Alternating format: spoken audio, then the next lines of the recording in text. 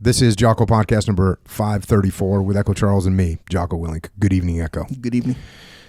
365 dawns carved us a hollow until we became strangers wearing familiar faces to the families we left behind.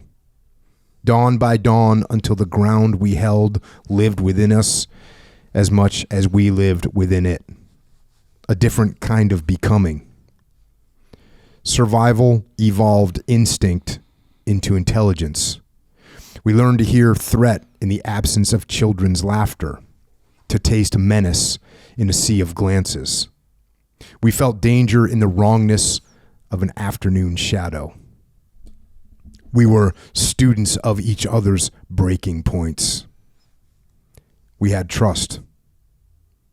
When everything went sideways, we could remain steady. Our faithful judgment, the last thing standing when solutions failed. By the end, we carried the city with us. Every building a reminder of families caught between our mission and our enemy. Every intersection the memory of a friend gone. Every smell a moment shared with death.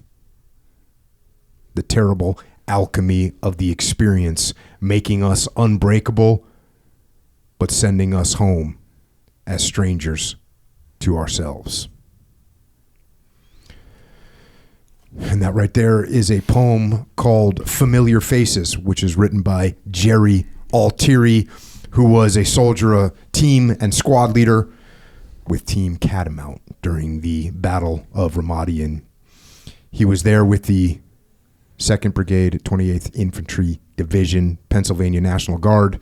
And those are soldiers that did a valiant job taking the fight to the enemy and setting conditions for victory in that city. And we've heard from the commander of that brigade, General John Gronsky. We also heard from General Greg Knight, who is a task force battle captain during that deployment. And tonight we have Jason Pelletier, who served as a company commander in Ramadi and led through some of the most challenging combat environments imaginable. And he worked very closely with my friend Dave Burke when Dave Burke showed up in Ramadi with his Anglo team. And then eventually my task unit arrived in Ramadi. And Dave will tell you without question that it was Jason Pelletier and his guys that taught him how to fight and kept him alive. And the same can be said for us and Task Unit Bruiser. Once we arrived, Jason Pelletier and his men from the 1172, they gave my guys guidance and lessons learned that without question not only improved our operational capabilities, but no doubt helped keep SEALs from Task Unit Bruiser alive. And we are forever indebted to the soldiers of the 172nd Infantry Regiment and the 3rd Battalion of the 172 and the lessons that they passed on to us. And it's an honor tonight to have Jason Pelletier to share his experiences and some of the knowledge he garnered along the way. So, Jason, it's great to see you, man, and thanks for joining us. Yeah, no, thanks for having me, Jocko. I appreciate it. You know, talking to Leif and Dave, they just each one of those guys will just go on and on about the importance of what you and your guys turned over to them in terms of what the battlefield was like, what to watch out for, how to lead, the tactics of the scenarios, the areas of town to stay away from, the area of town to get into, what, you know, just how to do things, how to fight. And so it's awesome to have you sitting here today and be able to share some of those lessons with everybody else out there. So thanks for coming out, man. I appreciate you having me. Making the journey. So we got a lot to talk about. Let's just get a little bit of background. You're a New Englander, like myself. Absolutely. So growing up, you were born, what, 1973? Or a couple years younger than me, I think. Check. I was born in 71. Yeah. Born in 73. Where? Southern New Hampshire. Mm-hmm. Yeah. And then what was the kind of a wild ride for you in those early years? Tell us about that. Yeah, a little non-standard path less taken. So single kid to a single mother. Never knew my dad. No siblings. So my mom, who I still have some memories of, was a wild child. She was a free spirit. And so she dragged me around the country a little bit when I was. You think she was like a hippie? Yeah, hippie vibe-ish. So this is like 1970s, yeah, 70s, early 70s. So yeah, she might have been a hippie. Yeah, a little bohemian probably. Yeah, just absolutely fearless. Yeah, it just threw me in the kid carrier, and we launched across the country, and just no problem. Just we'll make it up as we go along. I definitely inherited to a degree some of that, and so kind of bounced around. She was into a bunch of things, got her commercial driver's license. I mean, I don't even know what that looks like, but it's kind of awesome.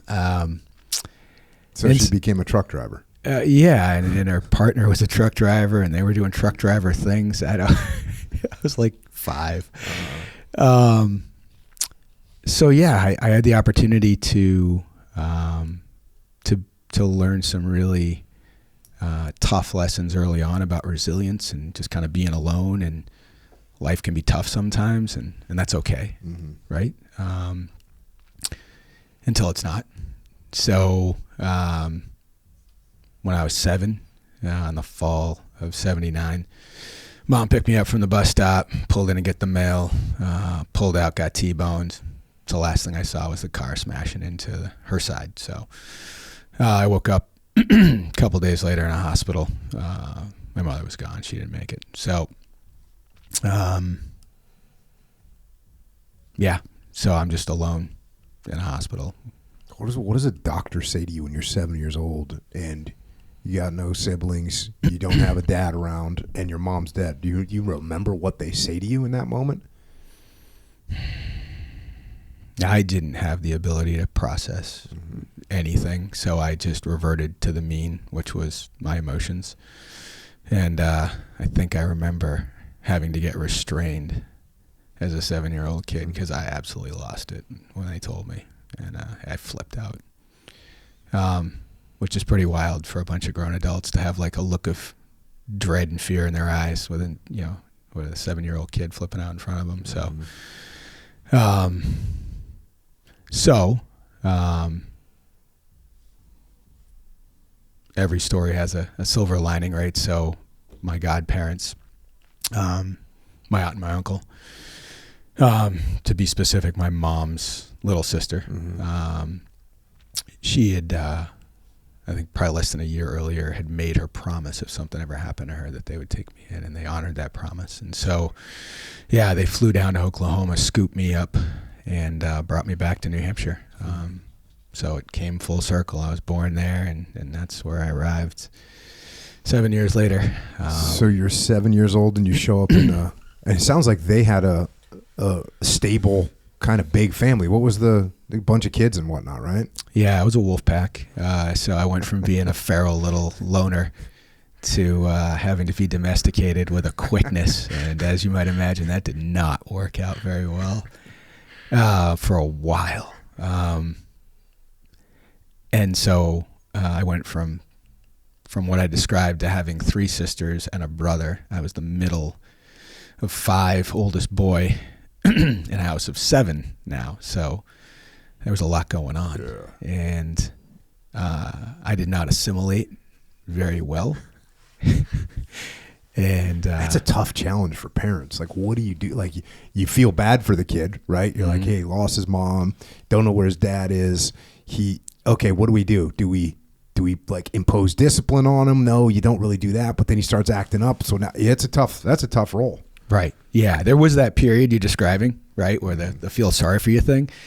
And then thankfully my dad decided to call bullshit on that. And so he went with the tough love route, which in the moment was not awesome, but looking back, it's the greatest gift he could have ever given me. And it was, he took me to the woodshed a bunch, and me being the aforementioned feral kid, I was like, bring it on.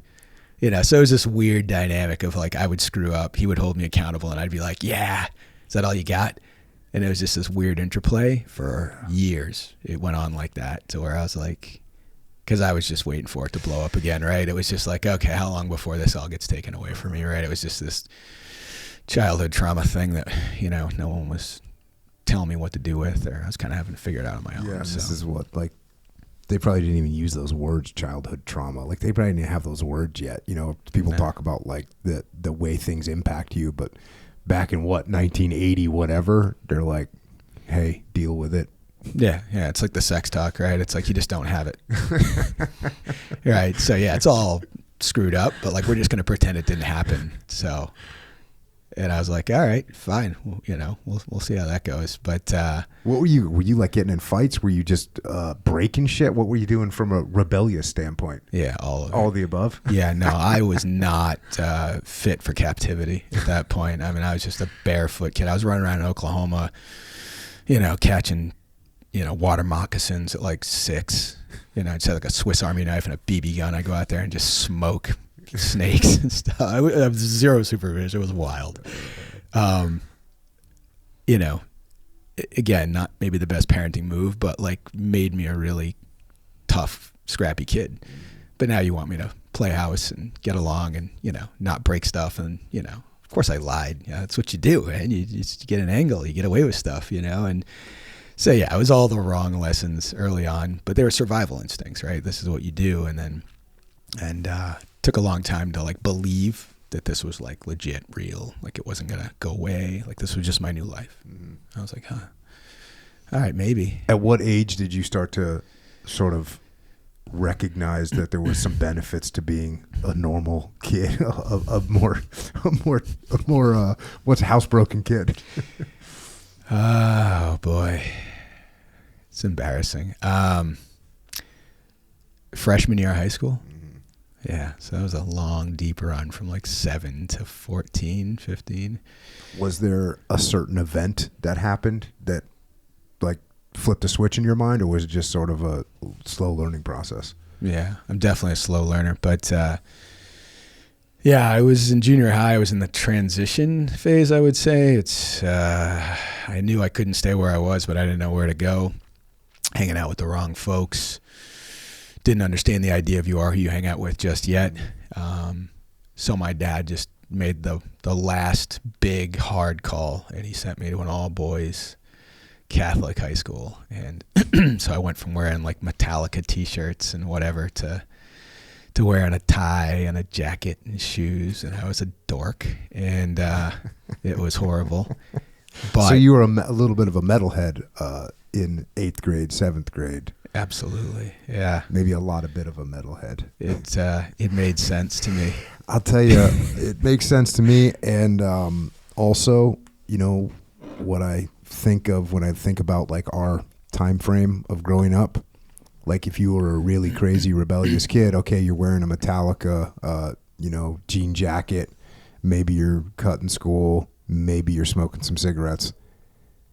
All those are things that you can get through and get by, but things that kids do nowadays are like can dramatically change the entire course of their life when they're 13. So definitely it seems like there was better guardrails back then, because you can take a kid, you know, like it's not that bad. Bad wasn't that bad, at least in my opinion, back then, right, compared to what it can be now. So you show up to the Catholic school. What did you how hard did you fight against that? Initially, it was a big push. I hit the beachhead pretty hard, and I just got wrecked. It was, you know, it was made clear to me that this was not a discussion. There was no negotiating room, and that I would thank him later. Was it a boarding school? Nope. It was one town over. Great school. Bishop Girton High School in Nashua, New Hampshire. And all I knew is, you know, I didn't have many friends, but they were going to the public school, and I wanted to stay with them. And I was still pretty introverted and had no social skill and pretty angry. So, I don't know, I was just scared, you know, again, you know, very scarcity mindset. But, you know, you cover that up with the whole, you know, bravado and the whole tough guy. Tough guy. Yeah. So went over there, and then instantly I was angry and I was rebellious for a little bit, and then quickly that faded, and I just found some new friends, and they weren't tools. They're good dudes. I was like, oh, okay, I could roll with these guys. And then sports became my new thing, right? That was my path out. Was it mandatory sports at school? Strongly encouraged. Yeah, I quickly realized there was the haves and the have-nots in that school. Like, it was all the brothers, walking around in the robes who were the teachers and whatnot. So you could tell real quickly, like, the kids that were getting the high fives from the brothers in the hallway, those are the athletes. And the guys that weren't getting the high fives, yeah, they were the, whatever, the B team. So I was like, okay, I want to be on the A team. So I got to play sports. So what sports were you into? Football. Played 4 years, little guy, but folks were still growing back then. So believe it or not, I was the quarterback freshman year, which is hilarious. And by sophomore year, I couldn't see over the offensive line. So I was like, all right, I need a new position to play. But yeah, running back, defense, I played both ways. And then natural transition. So that whole crew that played football, or a lot of them, just naturally matriculated into wrestling over the winter. So we went from bulking up and living in the weight room in the fall, summer and the fall, to like cutting weight, like on a criminal level. Yeah. Once again, this is the 80s. This is where things are the other direction. What they were doing to cut weight back then, not healthy. God. So I was playing senior year. I think I was playing football at like 175. Probably pushing up towards 180 maybe on a good day, and then we would play our final big game on Thanksgiving against the crosstown rivals, and then wrestling would start immediately. And I wrestled 140. Damn. And on certain meets, the coach would be like, I need you to suck to 35 because, he needed a stick at 35, and it was a points thing, right? It goes. So I was like, oh my God. And that was just, for 4 years, that was the cycle, right? You just, you bulk up, and then you cut, and then, and then you just hang on for track and field season in the spring. You're like, Jesus, yes, finally. And what was your plan for when you graduated? Like, did you have anything you wanted to do? In high school was just go to college. I would have liked to have wrestled, but I went to the University of New Hampshire in Durham, New Hampshire, and they cut the program. So, I got a nomination to the Air Force Academy when I was coming out. I thought I might go military, but looking back, I don't know if I'm smart enough for that. So I was like, yeah, I'm probably a state college guy, and they had a good business school. So I'm like, yeah, this will work, close to home. And then I saw, so let me back up. So when I went to school, it was late. Going to college, it was 89 was like a big crash. My dad owned a business, so it was a disaster for people that were like into real estate and small business owners. And so, but he always found a way, but I knew they were hurting. So I was looking for a way to help out. So yeah, just saw this tactical flyer sitting on a telephone pole. It's like, big pitch, right? Like, hey, are you game? Are you like being outside and kicking ass? And it's like, who, me? Like, yeah, hell yeah. And then the last thing was like, and do you need money for college? I'm like, oh, I'm your guy. Hook, line, and sinker. Where do I go? All the fun stuff, less money? Yeah, let's do it. And so, yeah. And so then, so you go into ROTC. That's your freshman year. You get an ROTC. Yep. Went right over first semester. Yep. And you start taking classes and all this stuff. And yeah. Do they like issue you a uniform and stuff like that when you? Oh, hell yeah. Yeah. They so give it's you, on. Yeah. I took an oath of office. I signed like an enlistment contract. Oh, check. Oh, yeah. I got a 3-year scholarship. Boom. It was, and I was all in. I mean, yeah, the money is obviously helpful. I felt good about being able to help my parents who had adopted me and given me everything and paid for my, high school and everything. Cause that was a lot. They didn't have to do any of that for me. Right. But they raised me and treated me like their own, and they always have. And, just indescribably grateful for that. And, so yeah, I walked through the doors at Zayas Hall at UNH, and I met this E7 Sergeant First Class Carey, and it's hilarious because I didn't know anything about the military, and I was like, hey, I think I ripped it off the pole. I'm like, hey, this, it's still kind of feral. And that dude looked right back at me. He's like, who are you? What are you? Like, why are you in my building? And I'm like, this. I'm like pointing at the flyer. He's like, use words. He's like, what is wrong with you? Didn't think that through. Very impulsive. That was a react, not a respond. So I didn't even know what he was, but I was just instantly like snapped into whatever aura this guy was putting out. There's some kind of genetic thing going on. I'm telling you. There's something in a young man when they see a certain type of young man, when they see a dude, like a military dude that's squared away, I don't know where we get programmed. I don't know if it's instinctive, but like it's unstoppable. Somebody asked me the other day, like, what would you, if you wouldn't have gone in the Navy, what would you done? I knew a guy that was a Marine Corps drill instructor. Mm-hmm. And bro, if you think that I didn't see him when I was 9 years old and just be like, okay, that's what I'm doing in my life. You see the guy one time in his dress blues, you're like, okay, whatever that guy is, I'm going to go do that thing. So there's something there, man. There's something to the whole genetic coding of a man to see someone that you go, oh, that looks like the good path right there. Mm. Yeah. It instantly drawn to whatever he was. And it's to your point, right? It's like you just completely cast, like, it's reckless abandon. Like, I don't even know what he is. I don't know how he became what he did, but I'm willing to go do that. Like, whatever, broken glass I need to crawl through, sign me up.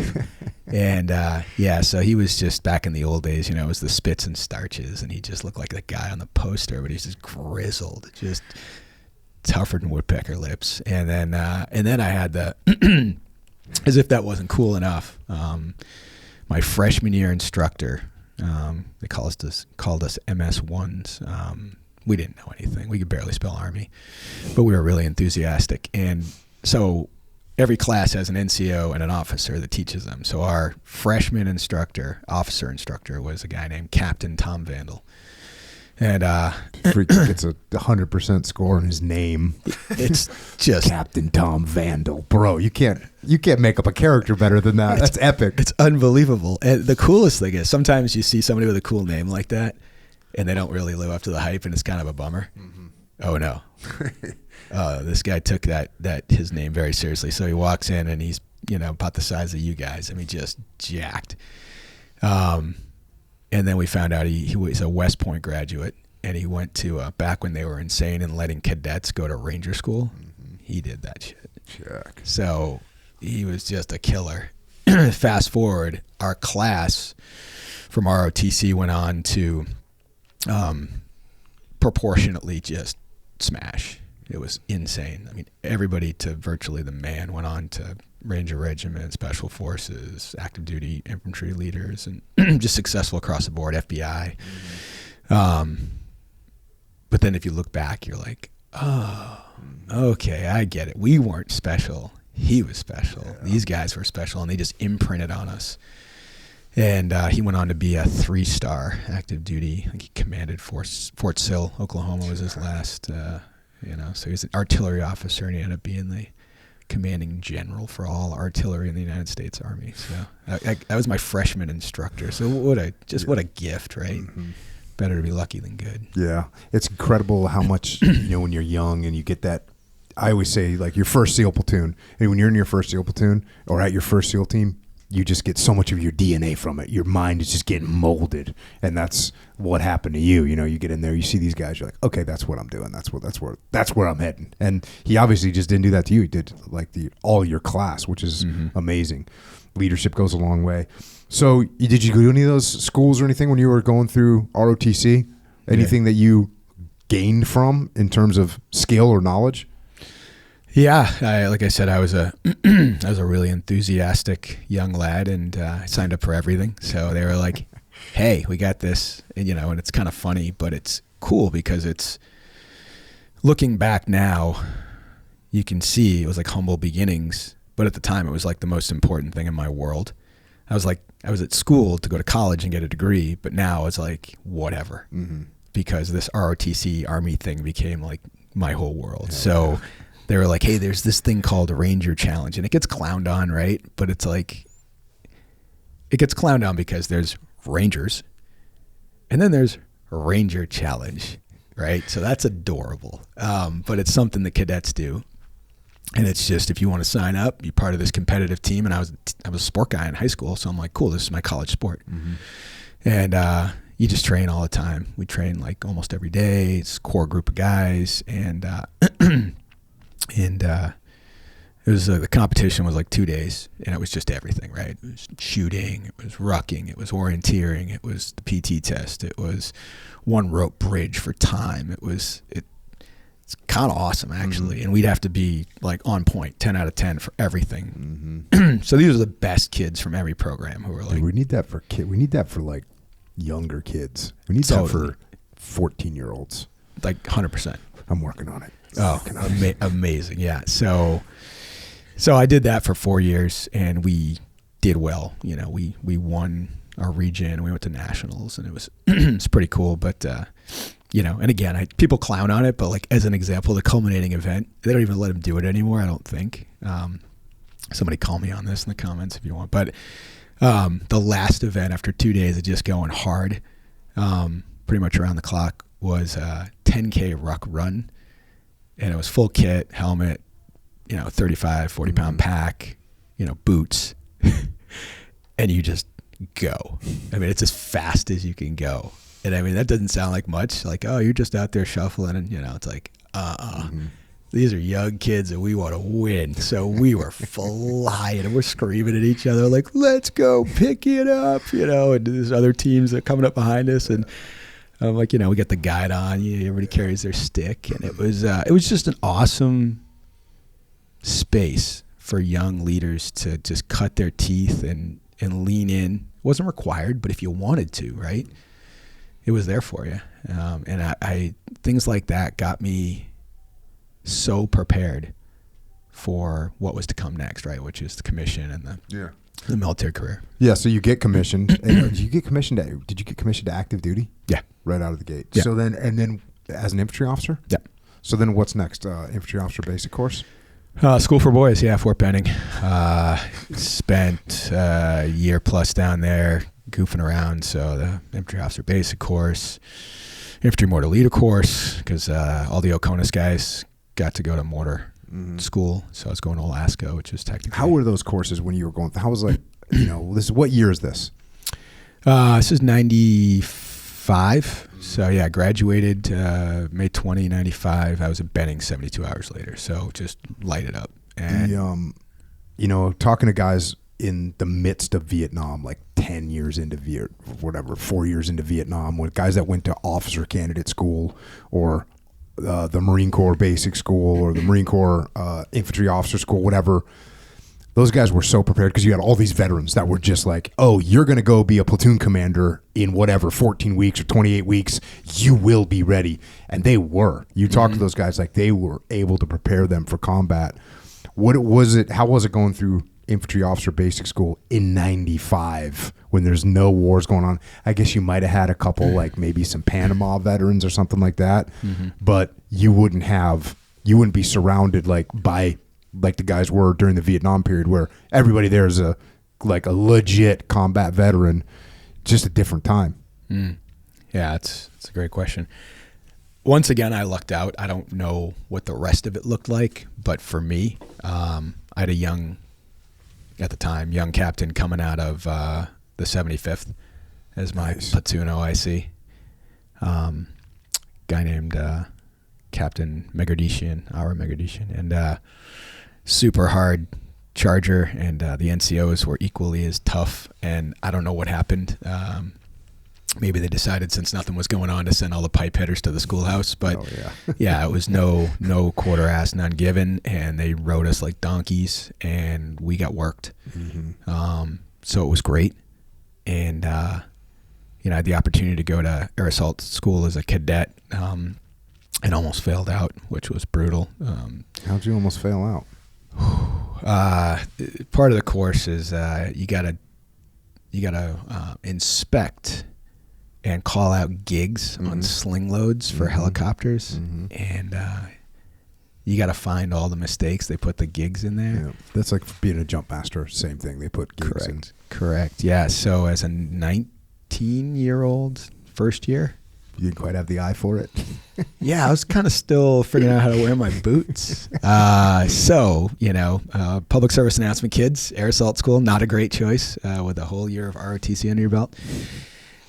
So I failed 3 out of the 4 first time through. So I basically was blade running, and I had to go pass all 3 on the second runner. I was going home and got the first one, got the second one, and then on the last retest, I had a couple instructors that were just screaming at my face about what a waste of taxpayer money I was, and just hurry up and fail, etc. And with a few seconds left, I found the last one, and then I blacked out. I don't even know what was happening. I was just like, this is insane. So yeah, that and then so fast forward to back to Benning. Went to mortar school. That was tough. I don't do math, so that was brutal. But we got through it, and then airborne school, which is pretty straightforward. Yeah. What year did you go to airborne school?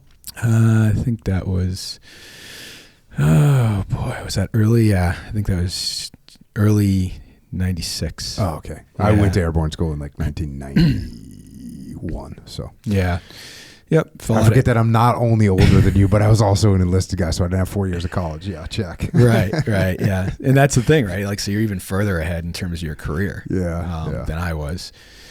And then of course, waiting at the end of all that nonsense was Ranger School. So went and got that thing done. And did you, nowadays there's all kinds of information out there about Ranger School and what it is and how to prepare. Same thing with like SEAL training things. Same thing with SF selection. Like there's freaking paid courses you can do for those things. When I went to BUDS, I didn't know a damn thing about BUDS. I knew you did pull-ups, push-ups, and I knew you ran and swim. And so to get ready for BUDS, I did pull-ups, push-ups, and ran and swam.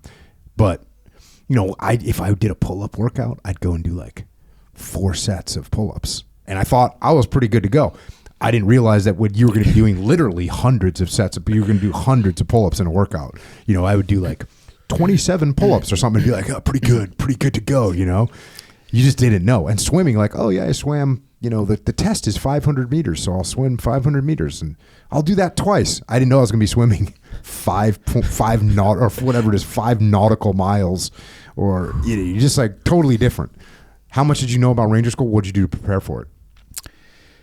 What I could read, the interwebs wasn't really a thing back then. So, thankfully when I was in ROTC in college, we were that core group I talked about. They were all my best friends. And so not only was it Ranger Challenge, but we also had like a military fraternity. Mm-hmm. It's called the 10th New Hampshire Volunteers, based on a tip of the hat to the Civil War era division from New Hampshire.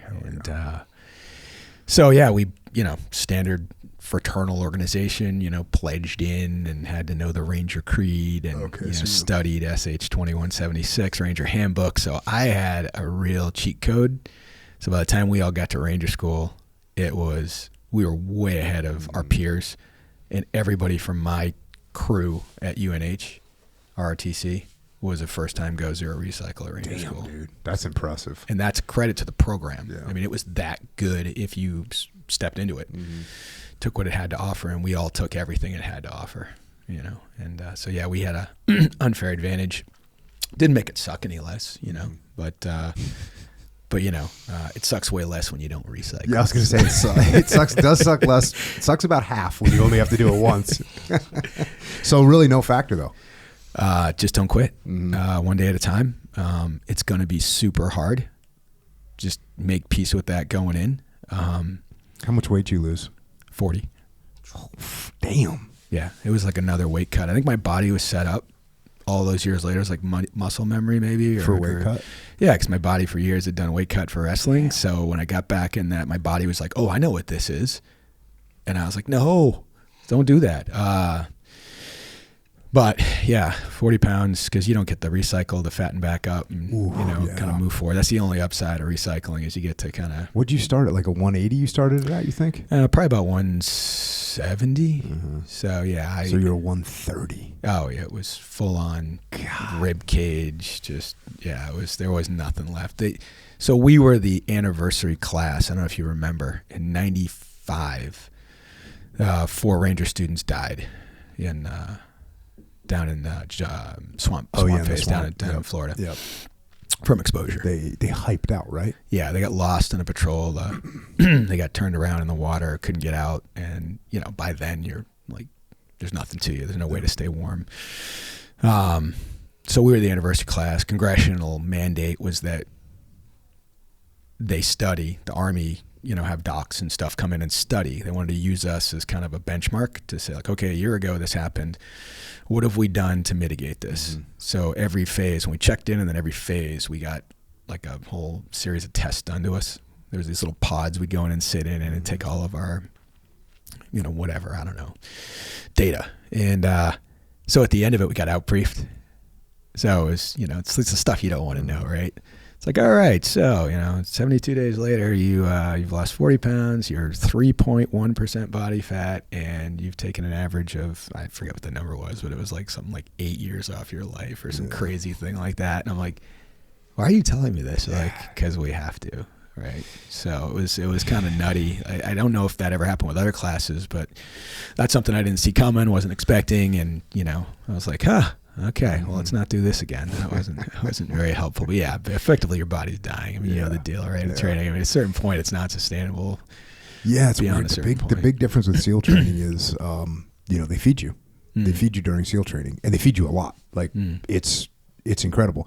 But they completely physically destroy you over and over and over and over and over again. So personally, I'll take the food. I think I picked the right service. When it comes to my least favorite inconvenience in life. Like I like to eat, and so I think that makes it good. But damn, they definitely beat the living shit out of you in basic SEAL training, no doubt. They figure out a way in all the selections. People always ask me about the selections. Like the instructors, they figure out a way. They're going to get rid of people that don't really want to be there. And that's all there is to it. So then where'd you get assigned after this? Get done with Ranger School? Yep. Was driving out of Benning, heading back up to the Northeast, see family, check in real quick. Drop by Dahlonega to see all my buddies that I left in mountains because they were getting ready to go to Florida. So I dropped by and paid them a visit, and it's kind of neat because I had my tab, rolled in, got to put my rank back on my uniform. So I rolled into all the black hats that I had just, all the Ranger instructors. And like, that was a cool dynamic. But I said, hey, can I go down and just, knock those guys up, wish them well. And so I smuggled in like 6 dozen Dunkin' Donuts. Damn, and I let those boys I turned them loose.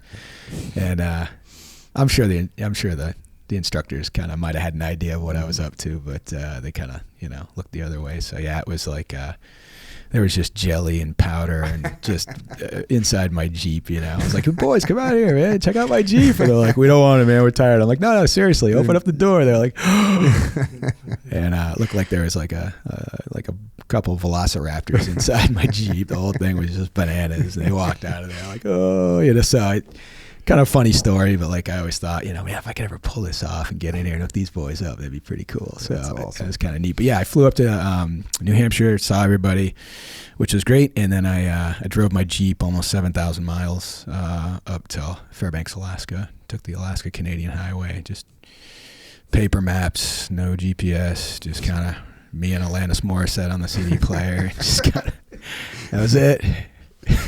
I'm trying to think of a freaking catchy tune, man, because that was a big one. Yeah. You want to know? Was it You Want to Know? Don't Want to Know? I think it's You Ought to Know. You Ought to Know. Yeah. There you go. Coming in with the clutch memory over there, bro. Nicely done. Yeah. Whatever happened to Alanis Morissette? Dang, I don't know. I'll have to go search. I'm sure there's 30 different YouTube videos about what happened to Alanis Morissette. I did see a YouTube video, now that I think about it, there's like a guy that she wrote that song about. It's like a known, like there was some guy. And this poor dude's out there like, brah, hey, I didn't think we were a good fit. You know what I mean? And she's like, you ought to know. It wasn't you, it was me. Oh, props to Alanis Morissette. Yeah. All right, so now you get up there. So your first job is what? Is platoon? You get a platoon right out of the gate? Yeah, I jumped me into a platoon. Charlie Company 117 Infantry Arctic Light, 6th Infantry Division. Did you have a choice to go to Alaska, or was that just what you got assigned? It's my number one choice. And why was that? You wanted to do cold weather? What was the reason? Call of the Wild, Jack London. Just growing up in New England, I was like, this is going to be awesome. The last frontier. I just wanted to see it, experience it. Was that your first time going out? Oh, because you did Oklahoma. Did you ever see the Rockies, though? I was too young, yeah. So when you were driving out west, it's freaking kind of epic, huh? Unbelievable, yeah. Bro, I took Pete Roberts, who's from Maine, who's at Origin, and we went up to Montana, and it was like his first time going out west. And he lives in the foothills of eastern Maine, right? Like it's mountainous, rugged terrain for New England, but he was like, God, like I forget the tallest mountain. I forget how tall it is in Maine. It's Tumble Down Mountain, and I forget what the altitude of it is, but it was like where we were staying in Montana was twice the altitude of the tallest mountain in Maine, and it was not even like close to the top of the mountain itself. So yeah, going out west, man, is a whole. It must have been for you as a person that likes the outdoors, and you're driving out there. You must have been just going, "Oh yeah, this is what we came for." It was amazing. Everybody was like, "You're an idiot. Why did you pick Alaska?" They were picking 82nd, 101st, 25th in Hawaii. I'm like, come on. I'm like, the fishing, the hunting, the mountains. Are you kidding me? They're like, the cold, the darkness. I'm like, it's fine. It'll be fine. It's all good. And the idea of just being a extreme cold weather mountain leader really appealed to me. Yep. I'm like, okay, I did airborne school, 82nd, whatever. Cool. I've checked that block. It's whatever. 101st air assault, neat, but Kentucky, no thanks. So I just kind of worked through it, and I'm like, it just always seemed like the clear option for me. I was like, this is incredible. I get to paid to go to Alaska and do all this cool stuff. So yeah, 100 and fished the whole deal, got to be a PL, went to the National Training Center, went to the jungle survival school in Sear in Malaysia. That was kind of neat. That's cool. Yeah. And, hunted and fished my ass off for 4 years, which was incredible. Mount McKinley, just seeing it in person is, whew. And so are you thinking the Army as a career at this point? Yes, absolutely. And specifically to your question, it was on brand at this point, right? Onward and upward. So what's next, right? Went to Ranger School, fine. PL time, cool. When am I eligible to go to selection? Like that was always the path. There was no... It's amazing, what clarity you get with no options. So I just never had another option. I'm like, I'm going to selection. I did O2P, right? First lieutenant promotable. I had to wait, did XO time, whatever. And I'm like, okay. And then and then the wild card got played, and I met someone who would become my future wife. And then as things happen, big jobs, we got pregnant, and my daughter was born in Fairbanks, so she's an Alaska kid. Nice. And as y'all know, that changes everything. The calculus got totally changed at that juncture. So, I had to get sober real fast on, my priorities, like what's important, what matters. I'm like a 26-year-old kid trying to figure that out. Good luck. And talked to some guys who were in SF, and they were like, "Yeah, bro, it's awesome." Like the training, the kit, the deployment, like it's all awesome. It's everything like you would think it is. It's but it's not super awesome for families. Yep. So you gotta just know that up front. So yeah, I made like probably the toughest professional decision to that point in my life. And I just said, all right, I'm going to give up the dream. I'm going to choose my family. And I resigned my active duty commission. Did you have a plan on what you were going to do, like for a job? It's going to be an Alaska State Trooper. Okay. Yeah, and that didn't work out when my wife told me that she was not staying in Alaska. Was she not from Alaska? No, she's from Alabama. Okay, check. Yeah, boy. So we went back to New England because that's where my roots were, and I'm like, all right, good launch point. We'll reassess, and then we'll go from there. Mm-hmm. So I was going to go into law enforcement. applying for a bunch of cop jobs, state, local, federal. And, but I was drilling this old NCO in Alaska when I was getting done. He had to go around and do the sign out checklist. And he's like, hey, you ought to think about the guard. And I'm like, of course I'm an active duty punk kid. So I'm like, they're losers or whatever I said, right? Weekend warriors, some trope. Yeah. And he's like, hey, don't sleep on it, man. You got 4 years in, you can just do this as a side hustle, get your 20 down the road, who knows? And I owe that man a beer because I said, you know what? Why not? And I said, what do you got for infantry in the air? He goes, I got this 3172 infantry mountain thing. And I'm like, yeah. I don't even know what that is, but sign me up, man. It sounds cool.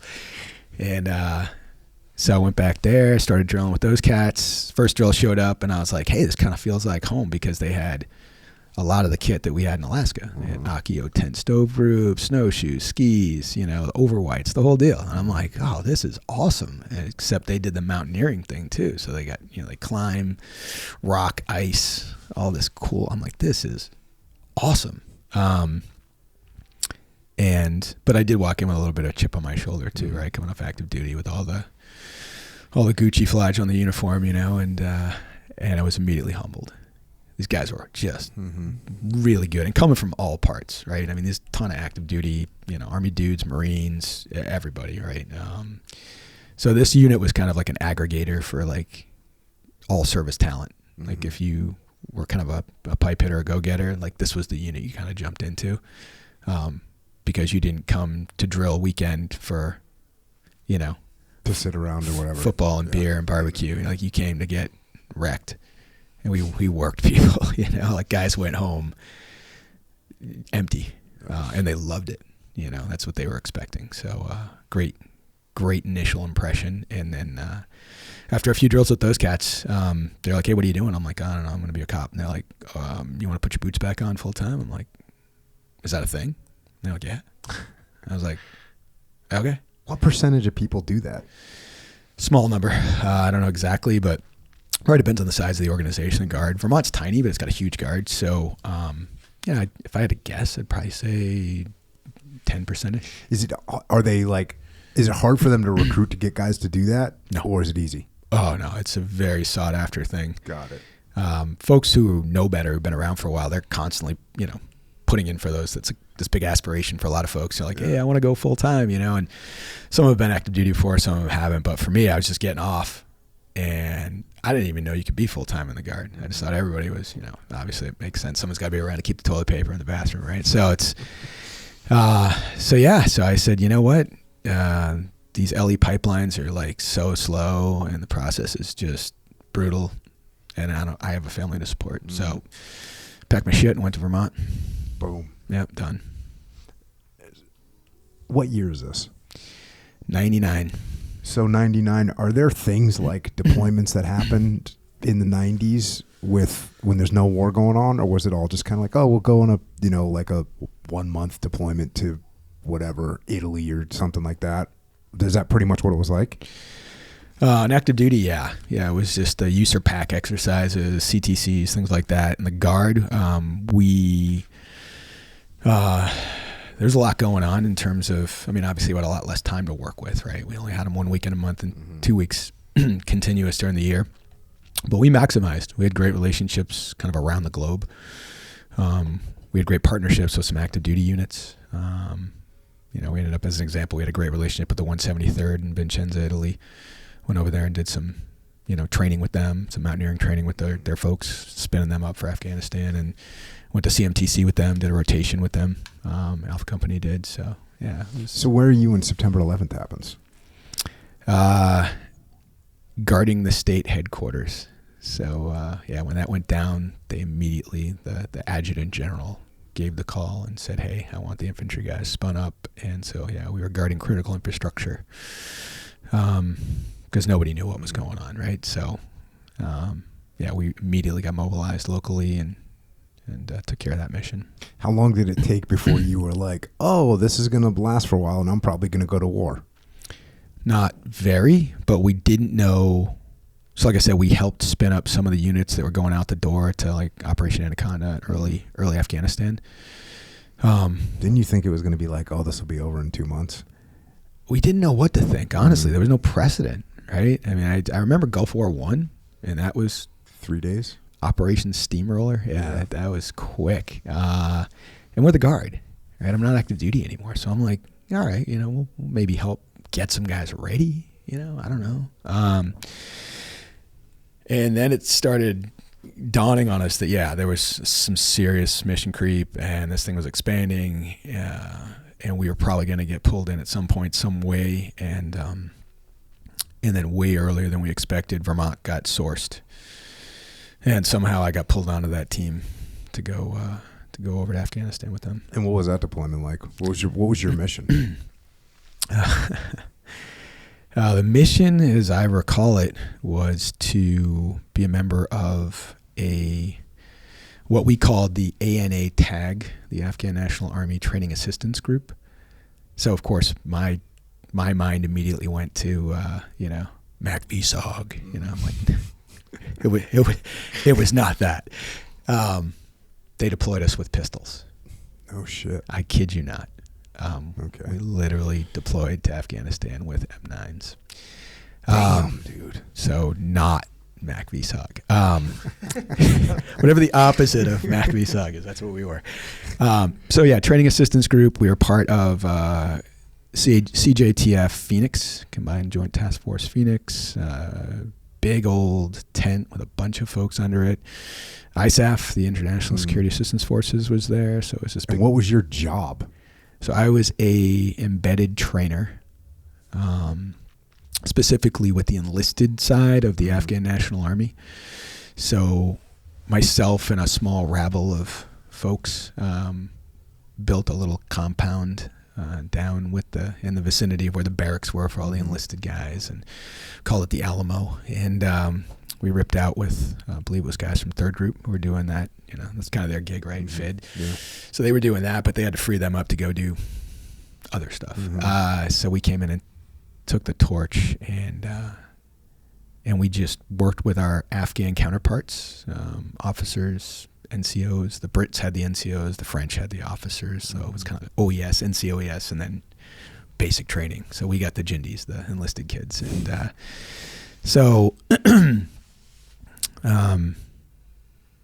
we had an amazing interpreter, so don't sleep on that. That's huge. He was amazing. And in fact, he's now a U.S. citizen working on his PhD for, I believe, Boeing. Damn. Married, got a couple kids, and he absolutely loves this country, like more than most Americans I know. It's pretty awesome. Yeah. So did you guys just train them? Did you guys go out in any operations, advise and assist or anything like that, or no? Yeah, we did. Specifically, we were creating what would be their kind of TRADOC, if you will, for the enlisted folks. So basic rifle marksmanship. God. AK-47.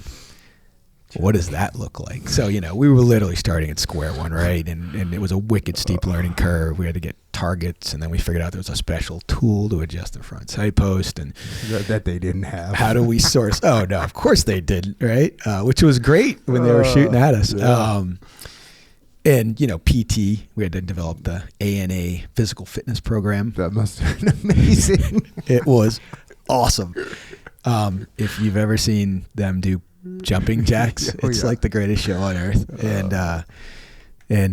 So we did the PT test thing, the rifle marksmanship thing, the basic tactics. We'd go out and do sticks lanes and sand tables and kind of work them through the basics of maneuver. And we knew that there was definitely some bad actors embedded with folks, and we were just trying to figure out who was who in the zoo with the interpreters, and still running around with our pistols, So we're just it was a little weird, but we were making the most of it and getting after it, and they eventually did. I think the chief of National Guard Bureau, General Blum, came over, and he's like, "Why are you carrying an AK?" I'm like, "Well, actually, sir, this is an AMD 64. It's a commando AK." He's like, "Same question." So I was like, "Because I got deployed with a pistol." So he fixed that in a hurry. So it was nice to have an M4. And yeah, so we went out and we did all that training with him. Didn't really see a whole bunch in terms of kinetics. You know, it was more of a train, advise, support. How long was the deployment? 7 months. Yeah, 7 months. I mean, it's not that it wasn't kinetic. I mean, a whole bus full of Germans got, dusted going into KIA on their way home, which was brutal. That was our first day in the battle space. We were flying in, they were flying out, and there was like a smoldering bus at the entrance to the airport as we were driving out to go to Camp Phoenix. So, welcome to Afghanistan, right? So it wasn't that it wasn't nothing, but it just, and I think we got in like one firefight, and it wasn't that big a deal. And, so 7 months tip to tail, and got home and carried on.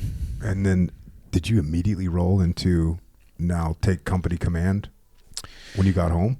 Yeah, so I'd already commanded HHC in the Mountain Battalion, 3172. Then I went to Afghanistan, came back, and they left me in charge, big mistake, of what was left of the battalion. And so I was having a blast, like just coming back from deployment. The battalion command group was forward in Afghanistan. So I was like, this is awesome. I just get to be in charge of this awesome toy. So AT is like 2 weeks. That's what everybody knows, right? Guard's 2 weeks. Mm-hmm. So I was like, hey, we're doing a split AT. And everybody's like, what's that? And I'm like, oh, wait for it. So we did a week of winter AT where we did like what I call the Winter Olympics. I borrowed it from Alaska. It was like the coolest thing. We went and did like Akio sled races and ski races and just all kinds of cool stuff. And it was a blast. Did you ski growing up? I did. So you knew how to ski, and that's a big bonus. Oh, it is. Yeah, I grew up in the cold and the snow, so I was in my element. And then we took the other week, and so that was like in January, February. So I got back in December.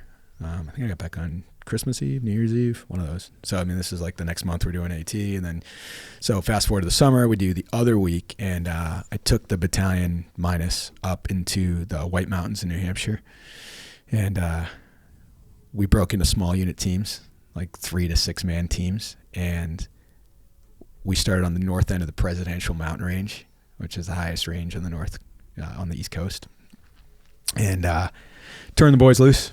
I hiked up the night before and just checked them in as they came across the top of Mount Madison. And I turned them loose on the entire range. And I said, 2.5 days, we meet on the summit of Mount Washington, boys. Don't be late.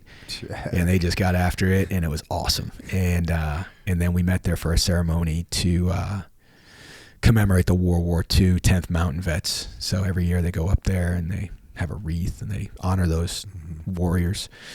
And so we got to participate in that after, getting after it up there for almost 3 days in the mountains, getting rained on and just brutal terrain up above tree line. And it was awesome. And I think the boys had a good time.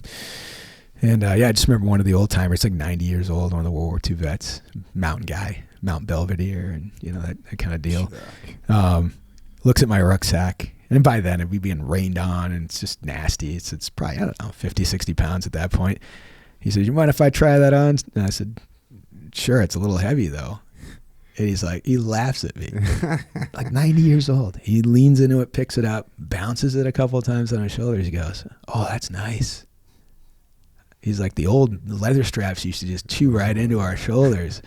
You guys got it good. I'm like, man, just when you thought you were like studding out, you're just like, you just felt so small in this man's presence. And so, just an honor to be there to celebrate that with them, to honor them.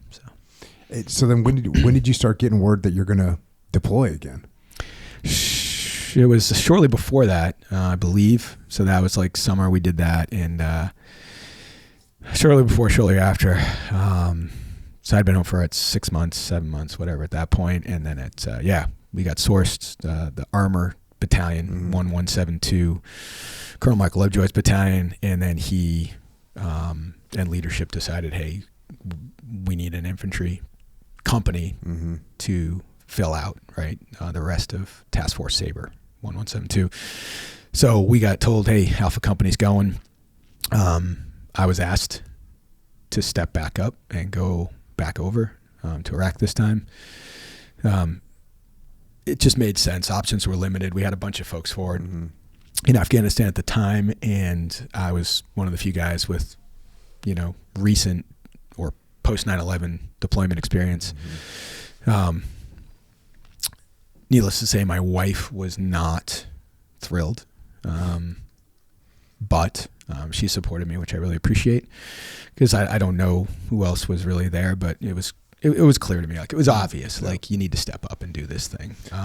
So then once you find out that, so again, this was a little, we were talking about it before we hit record. So the 1172, which is an armor unit, gets tasked to go on deployment with the 228. They need infantry guys to go with them. And so, but they don't have them. So they pulled you guys from the 3172 to kind of task organize under the 1172 to go on this deployment. And how much time did you have once you get that order? Do they tell you, okay, you're going to have this much time to do a workup and prepare for deployment? And how much time do you get for that? Yeah, they do. And it was a lot. From notification, home station, notification to selection of my team, that was shortish, probably 4 months, 120 days or so. It was great. Got to pick who I wanted. So it was, merit-based, and who was available too, but I definitely got to pick, those folks who I thought were going to be equal to the. And how many guys were in your company? So at the time, Alpha Company was probably close to 150, but we had to fall in on a tank manning document, staffing document, which was called it an MTO, which was 63. So it was like less than half of what we're typically used to. So bad news, didn't have the numbers. Good news, I got to pick the, the right folks. And that's not to say folks that didn't go weren't studs, but just I had a limited number of slots. And but I'm like, but we're not in tanks. I'm like, we're infantry. We're going to be in Humvees. I'm not putting infantry dudes in tanks. I don't make this make sense, right? And it's like, we'll figure it out. We got plenty of time. So we went to Camp Shelby, Mississippi. That's the MOB station. So for the guard folks, I don't know what active duty looks like, but for the guard folks, they make us go to this. At least at that time, they made us go to these mobilization stations. And I'd never been to Mississippi. Unique experience. And there was a very substantial prescribed training plan that would validate all of the deploying units to make sure we were ready to go. And it was run by First Army, I believe, and most of the folks that were running it were all like reserve instructors and whatnot. So it was just super interesting in terms of, and again, I say this with, just a mountain of humility, but like the unit, the Mountain Battalion 3172 is they're just different, right? So that's probably fair, right? To have this really long prescriptive training program that you just run everybody through, because you got to make sure folks don't go up there and get wrecked. Like setting a baseline of combat skills. Exactly. So the problem with that for us was we already held ourselves to a very high standard. So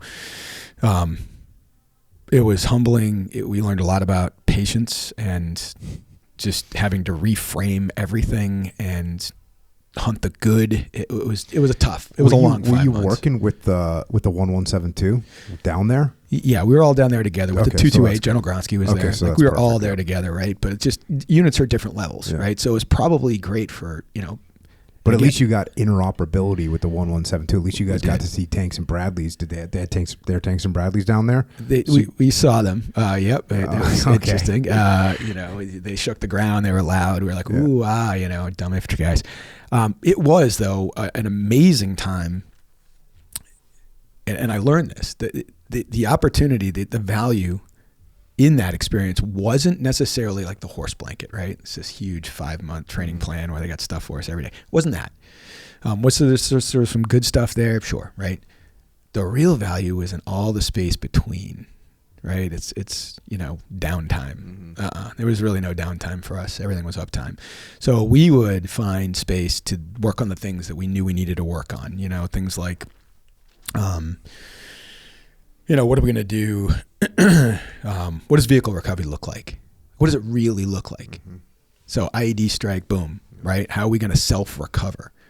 What kind of injuries are we anticipating, right? How do we deal with that? And that was all the guys. That was all my NCOs, my junior leaders. Like, they were so game. They would be out there just making things up. I mean, they were drafting SOPs. They were creating these really cool, like, okay, we hook it up. I mean, they were literally pulling Humvees across the lawn outside the barracks trying to figure out what would work. And, or they'd be like running each other around in stretchers trying to stick each other and just, all right, put them in the back of the truck. And they were trying to do live sticks while we were rolling down the roads or, flying around in a helicopter. So that's fun. So yeah, just all those opportunities to like, okay, fine, we got to go check the block here, but like, let's do some cool. So you guys did training beyond the prescribed training, and that's where you really started to gain some skill sets.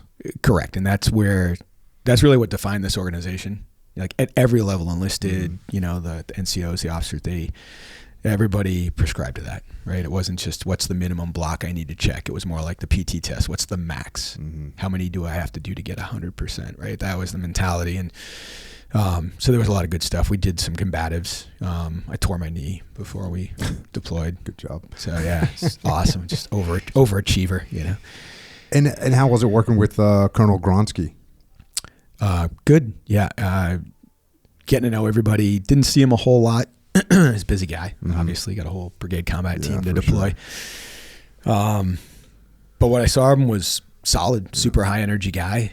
Seemed really authentic. And I would learn months later when we did our final task organization that I owed that man a huge debt of gratitude for the combat power that he eventually gave me. So. And now, do you guys know at what point do you find out where you're deploying to?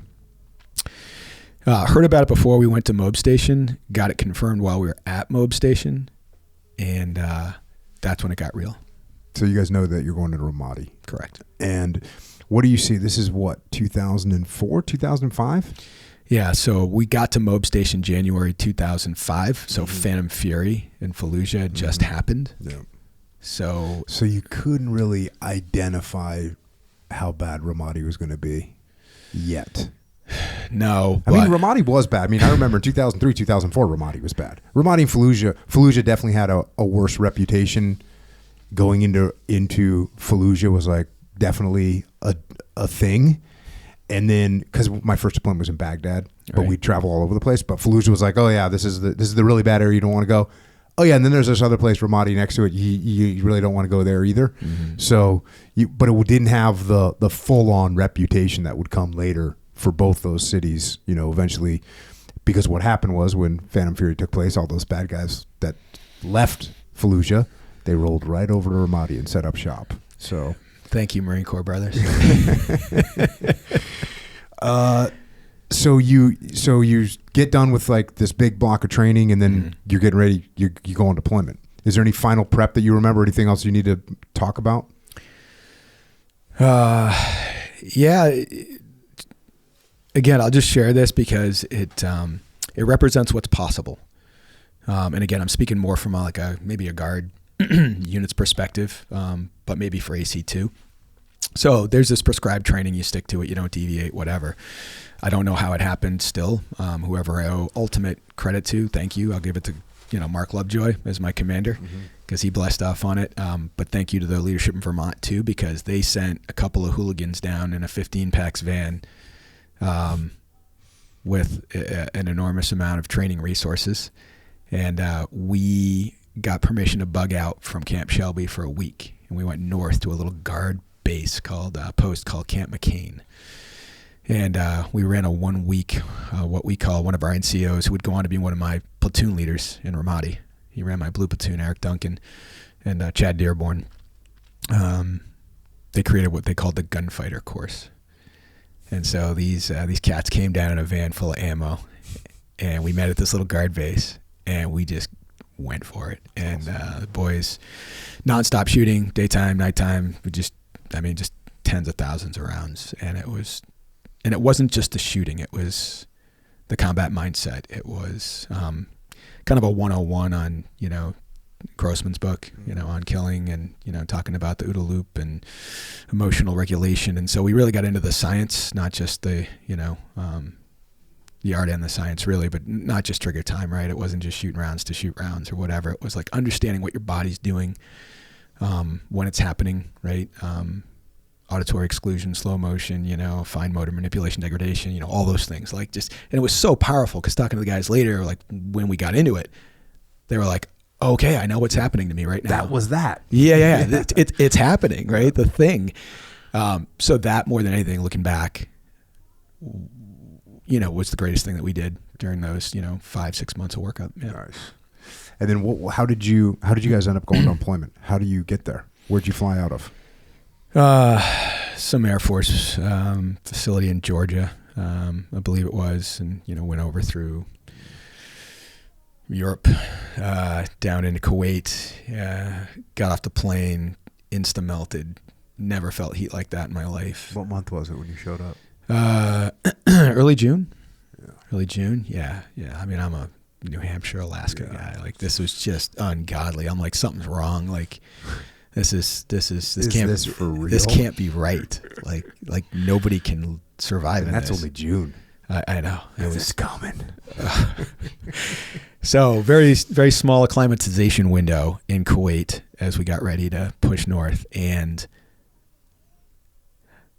the elephant in the room the whole time we were, at Camp Shelby and the National Training Center doing our validation exercise was, what's our final task org?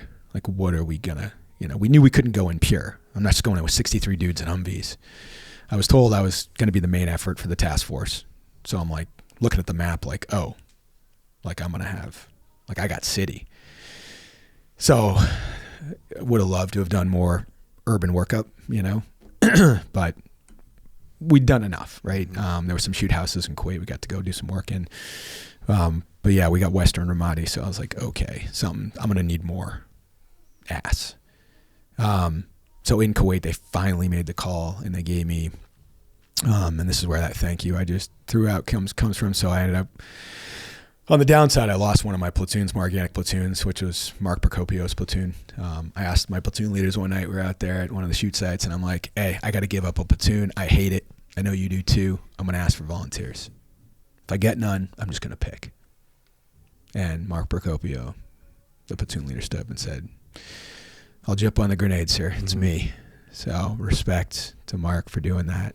I knew he didn't want to. And where'd he go to? Where'd he get task organized to? So he got cross-leveled over to Bravo 109 because first the 109th was another battalion, mechanized battalion within the 228. And I think most of their battalion got assigned at a sector, like at Al Assad Air Base. I think they were doing a Sec 4 mission up there, I think. But one of their companies, their BCO, was down working MC3, which was kind of north of Ramadi. So we, right? Via Ram, we call that area because it looked like Nam, bro. It so did. And, as bad as the city was, like, there's a lot of days I was glad I didn't have to deal with that. Yeah. There was days where there was like Hueys flying, like Marine Corps Hueys flying, and it was 100% looked like Nam, dude. Yeah. Rice paddies. It was like palm trees. You're like, yo, this is Viet Ram. Yeah. Yeah. It's they had a totally different mission up there, but so yeah, we gave up a platoon, and then we got a mechanized platoon. So that was the Bradleys, and then we got some tanks. Again, did not train with Bradleys or tanks the whole time. Damn. Didn't know anything about them. I've been light infantry my whole career, so I was trying to be calm and cool on the surface, but I had the duck legs going like. It was insane, and I was trying to do research as best I could, but it's like, trying to cram for the test like 5 minutes before. It's like, just close the book, man. Like, it's not going to help. It's crazy. Like, when I got back from Ramadi, I was running training. I did everything I could to get armor. And the main reason I wanted to get armor for our guys to work with was so they realized to stay the hell away from armor, because like you don't think about it. You walk in front of a car, you're an American pedestrian, you walk in front of a car, that car's stopping, right? You got the right of way of a pedestrian. Like a tank or a Brad, it don't give a shit. They don't even know you're there. Like, you think, oh, I'll just walk over here, this thing's gonna stop. No, it ain't gonna stop at all. It's gonna kill you. So that was like one of my main things, was just get armor so those guys could realize, so like, because SEALs were never around armor. in the early 2000s. It was like I never worked with armor. I guess I worked with AAVs, the Marine Corps, which if you want to call that armor, it's similar, that they wouldn't stop for you. They couldn't see you. But most SEALs, they're never going to be around armored vehicles of any kind. And so that was why I wanted to get him to work with it. But that's some shit people don't think of. Like, you don't think about that. Or like where you're standing if their main gun goes off. Oh, Jesus. Because that'll rock your world That's a too. thing. That's a real thing. That's a thing. So you find out you're getting this mech platoon, and what, did you get a section of tanks? Yeah, I got a tank section. That was from 1172 Task Force Sabre. So those were our Vermont tankers. Yeah. So we sort of knew those boys, and they were good boys. And could they fight tanks. Hell yeah. And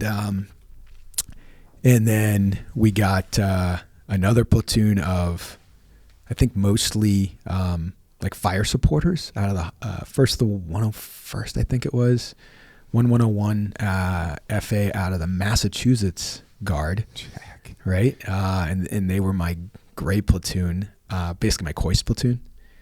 So they were doing civil affairs, CERT funds, all that stuff, right? Atmospherics, intel fusion, detainee stuff. They were doing all the, it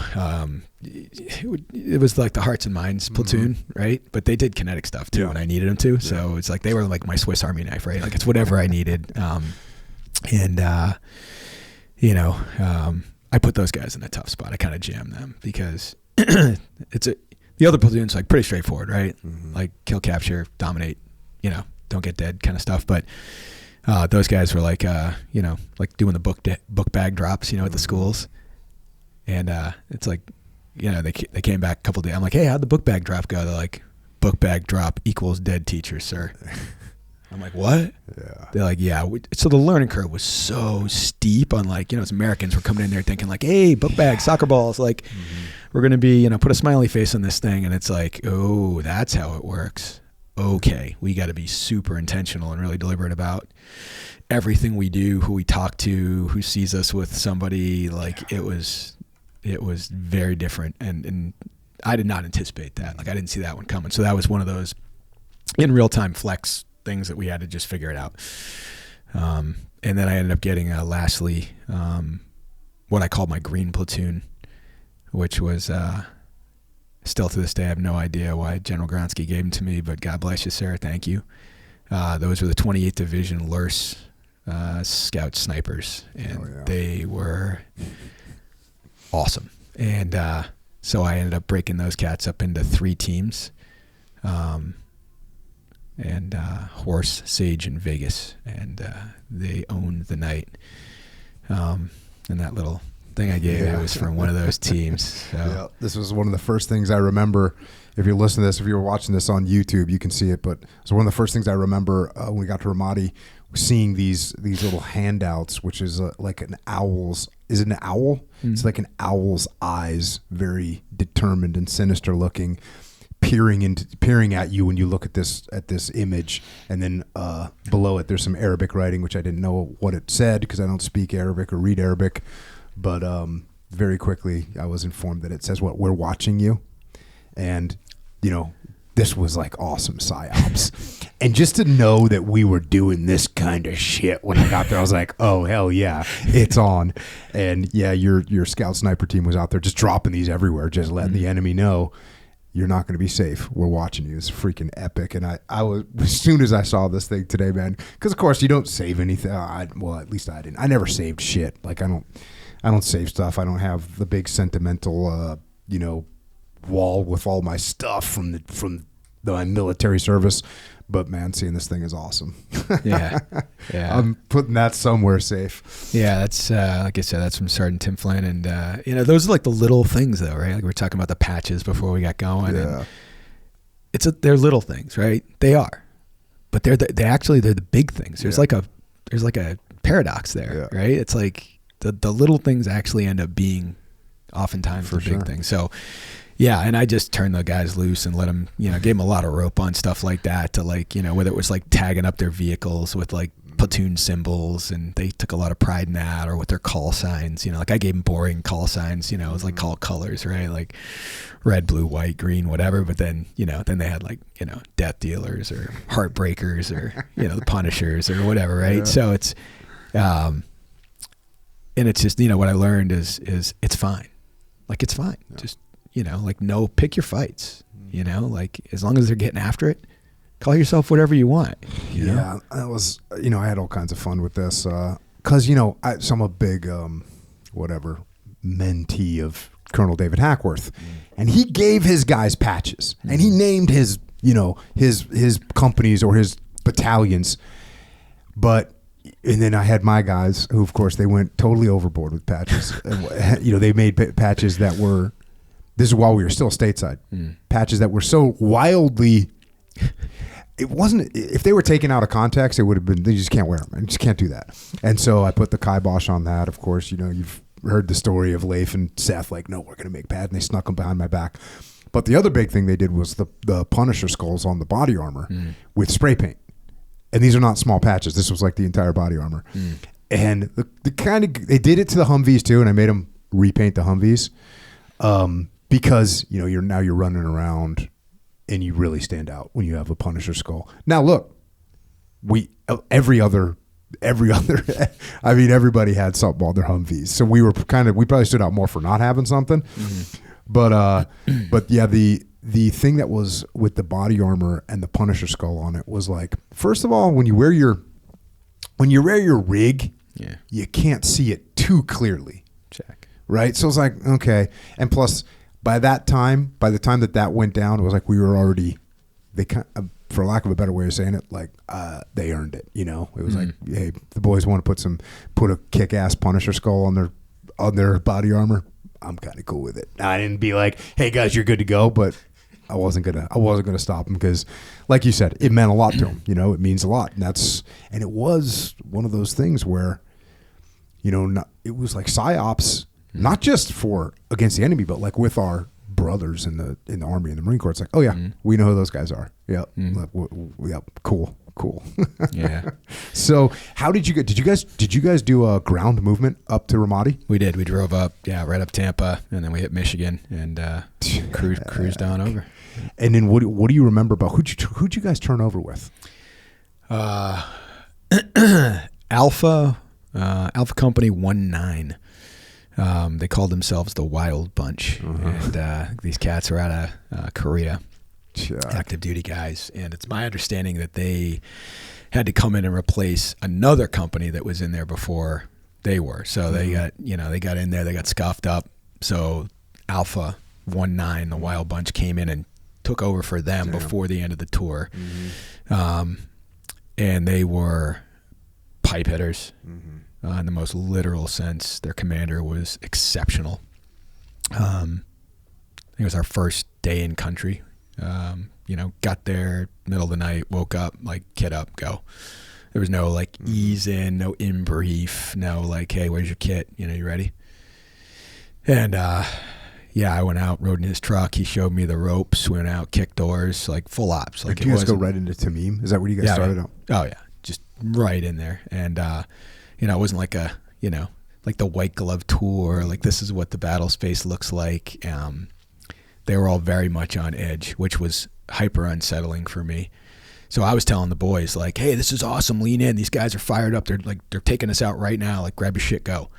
But like in my mind, I was thinking, like, good God, like this is wild. Like nothing we did, despite my best efforts, nothing we did prepared us for that moment. Like I had no idea we were going to be in the battle space in 24 hours of getting there on like real world live ops in such a, violent space. So, but again, it's one of those things like, all right, you're here. Yeah. I mean, deal with it. Yeah. It's like getting in cold water.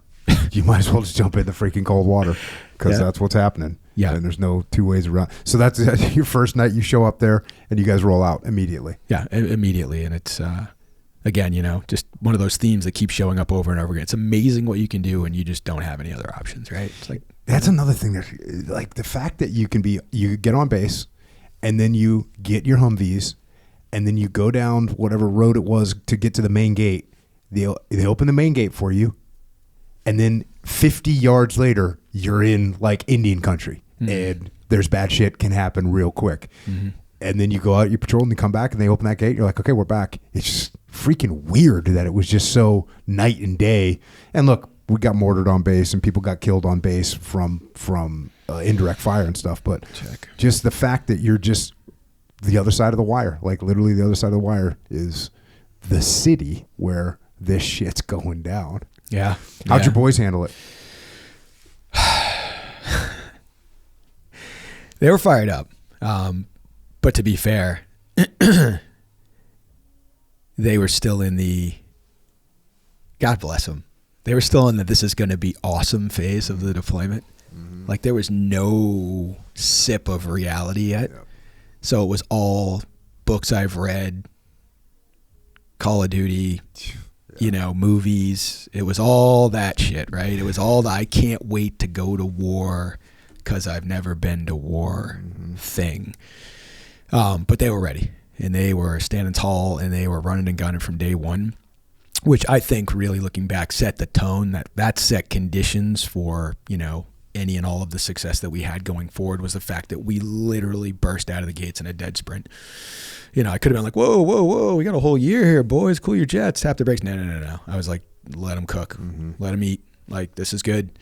And so we got acclimatized to the battle space immediately. I would say first 72 hours, like you saw it already happening where it was like, this is awesome, to like they already started to get that fog of war look, like where am I, what's happening, none of it makes sense, like and because we'd already gotten jacked. I mean, boys are getting blown out in sector with the with the guys we were replacing. They're full every day, full on engagements, and I'm like, yeah, it's real, boys. We're in it. This is what we've been training for. And it's just, I don't know if you ever experienced that where it's like when you go from the whole idea of it to just doing the thing. Oh, yeah.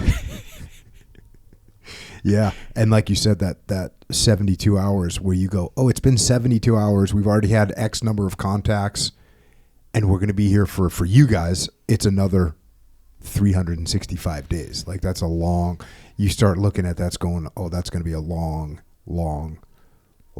time, and it is going to be a long time. I mean, for us it's only 6 months, for you guys a year, but I think that's where you see that look on their face where they go, holy shit, this is going to be, I got to do this 362 more times.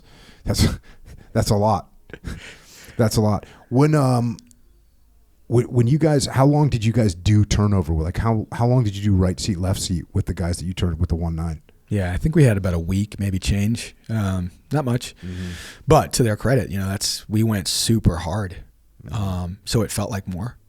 Like we got everything we needed from them, right? And we took their playbook, and then we just, then we had an internal discussion about, all right, so that's how the Wild Bunch did it.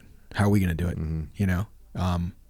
Sustains, pivots. Okay, they did it this way. This is going to be our version of that. At least it was a starting point. Did the enemy hit you guys hard within, like, once the turnover was complete? Because that's a pattern that I saw, because I got to see all the turnovers take place when you guys left eventually, and you would see, like, the enemy would know, oh, these are new guys. As soon as the old guys would leave, the new guys would get hit really hard. Did you guys experience that? We did not. And that's one of the more interesting points, looking back, thinking about this is like, make that make sense, right? Like because obviously we were all there together in June 06 when I gave the battle space to the guys that replaced us, and they wasted zero time, right? Getting after it. So I don't understand why we were allowed, and I'll say that, I give full credit to the enemy. They were formidable. No disrespect to them. They were legit. They knew they were very committed. They were good at what they did. The only thing that makes sense to me over the years, thinking about it a million times, is I think Alpha 19 had them on their heels. I think they just pounded them. And also, if they were that aggressive with the turnover, it's like the enemy might not even have time to be like, okay, wait, they're already kind of on track with not making like mistakes or not being unfamiliar with how to react to certain situations. So that might have been it too. Because certainly, I mean, there was even a MIT team got hit when like the oncoming MIT guy got killed and the offgoing MIT guy got killed. It was like, good Lord. And just about any time, an outstation got turned over completely to the Iraqis, that didn't last long. Like they would get hit so freaking hard. And again, because the enemy's watching going, oh, I don't see any Americans there. Cool. That means it's going to take them an extra 5 minutes to react and get support out there. So we'll hit them right now. We'll hit them hard. So it was definitely a pattern that we saw. So the mission that you guys get assigned is what? Is it Tamim? Is it just trying to stabilize Tamim? In a nutshell, check.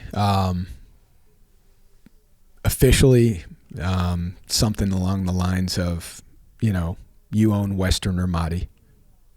AO Catamount was roughly 350,000 square kilometers on the map.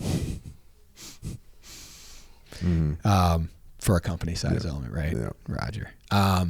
So that basically meant, Tamim and 5 Kilo, Route Michigan, Al-Anbar University, the Iraqi police station, Al-Hurriya.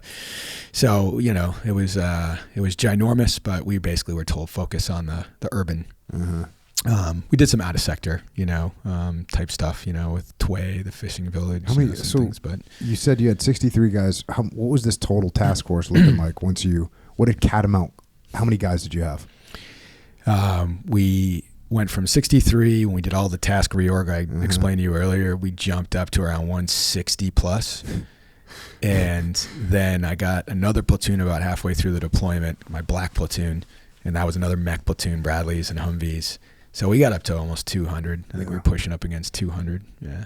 It would take 200 guys to control like any portion of Tamim or any portion of 5K. The fact that you were assigned that whole battle space, not to mention the however many 350,000 square kilometers to the west of that, because that's what it is, Echo Charles. You got like a city, and then the city just kind of stops, and then it's just open desert for a really long, 350,000 square miles. But yeah, so as you looked at that, how did you break it down from your operational perspective of like, okay, this is what we got to control? What was your approach? Yeah, so zoom out, big picture, urban coin, right? That's pretty straightforward. And then it's like, all right, so what matters in the battle space? Quick assessment was route security was everything because we were mostly mounted, minus the green teams, the scout sniper teams. And even that was, vehicle, insertions and videos. They'd walk in sometimes too, but so the routes had to stay as clean as possible. That said, I think it was around 130 IED strikes, over the year. So, I mean, despite our best efforts with that focus on the routes, we found over 100 IEDs, right? Another 130 more found us. So, specifically, Michigan, which, ran through center sector and right through our AO, was strategic in terms of that was the main route. And it was just a hell of a gauntlet to try to run. And it was a fight for that road, right? Like some days they won, some days we won, right? But then I had another north-south running road called Route Jones. We had inherited the map where our predecessors had named every single road in Tamim and 5 Kilo, which came in super handy for mounted navigation or even for the folks in the sky. Even the pilots had those maps, and so that was super effective. Dave was able to work with those guys and really get them dialed in quick on the deck, and we did that through a combination of mounted OPs. So we had like static OPs. So for example, like OP Jones Carter, right, and then OP 293. Middle OP. So these were all like typically Bradleys or 2 Humvees that would sit static, which is really uncomfortable in this battle space, but they would all overwatch. So everybody had to see everyone else, right? So there was no visual cutoff. And then we had roving patrols that would circulate all throughout the battle space, right? So you had these static OPs all mutually supporting, and then you had these little typically a section of Humvees that would be lurking around in the back alleys and side streets. And then you'd have the dismounted teams, taking a hide in a building. So everybody was kind of watching everybody else's back. Some was covert, some was overt. But everybody had everybody's six. Mm-hmm. So did you rotate? Well, so what was the op tempo like for the guys? Brutal. Oh, absolutely brutal. I owe, to this day, I owe them all an apology. My vigilant hunters in particular. So those, I had 3 core platoons, eventually 4. But for most of the deployment, it was 3 platoons, red, white, and blue, who had 2 that were Bradleys and Humvees and 1 that was tanks and Humvees. And they would rotate on 8-hour shifts, 24 hours a day. And we did that for 365 days. So those boys were never out of the battle space. And someone's on QRF for guys that are out there? Absolutely, yeah, which happened all the time. Anytime we had a big tick, everybody got, woken up and everybody rallied. And then we also had a task force QRF. It was called Storm, and they were fight enders. They were just 2 M1 tanks that came in and just ended fights. Didn't matter what was going on. Like, they were there. And like, I would just, to your point about, getting your SEALs around tanks, my boys knew the drill was, when Storm's like 30 seconds out, clear out. Mm-hmm. And those boys would just show up on station and just end it. And we loved them. They were great. So that was really it. We had static OPs, we had roving patrols, we had eyes in the sky, we had, and then all the enablers. My God, there was just so many of them out there, that were helping out with us as well. So, but it was, working the population, the fights for hearts and minds, of course, dealing with the insurgency. Did you have any Jundies that you were working with? So 117 out of Camp Defender. Yep. They were led by the MIT team, Marines. But we supplemented them. We gave them some folks too to help out. So God bless those guys, my guys that I had to give up to go down there and work that mission. They were absolute heroes and unsung heroes, right? Because they watched us going out there doing the mission, and they were just doing this, what needed to be done. And like I said, I'm just really grateful those guys, stood tall, chin in the air, and just went out there and did what I asked them to do, what we asked them to do. It was dangerous as hell. They had to, be down there with all those folks, and you didn't know who was who, and they had NDs like every other day. And every other clearance of their weapon. Yeah, no, it was super dangerous. It was way more dangerous down there working with those guys than it was for us out in sector. But and they'd go out and do just dismounted patrols, right? Mm-hmm. Which is just insane in that battle space. Yeah. Like, that's just not a great idea. But they were in the fight, and we built them a couple of combat outposts, like we call them ECPs. Mm-hmm.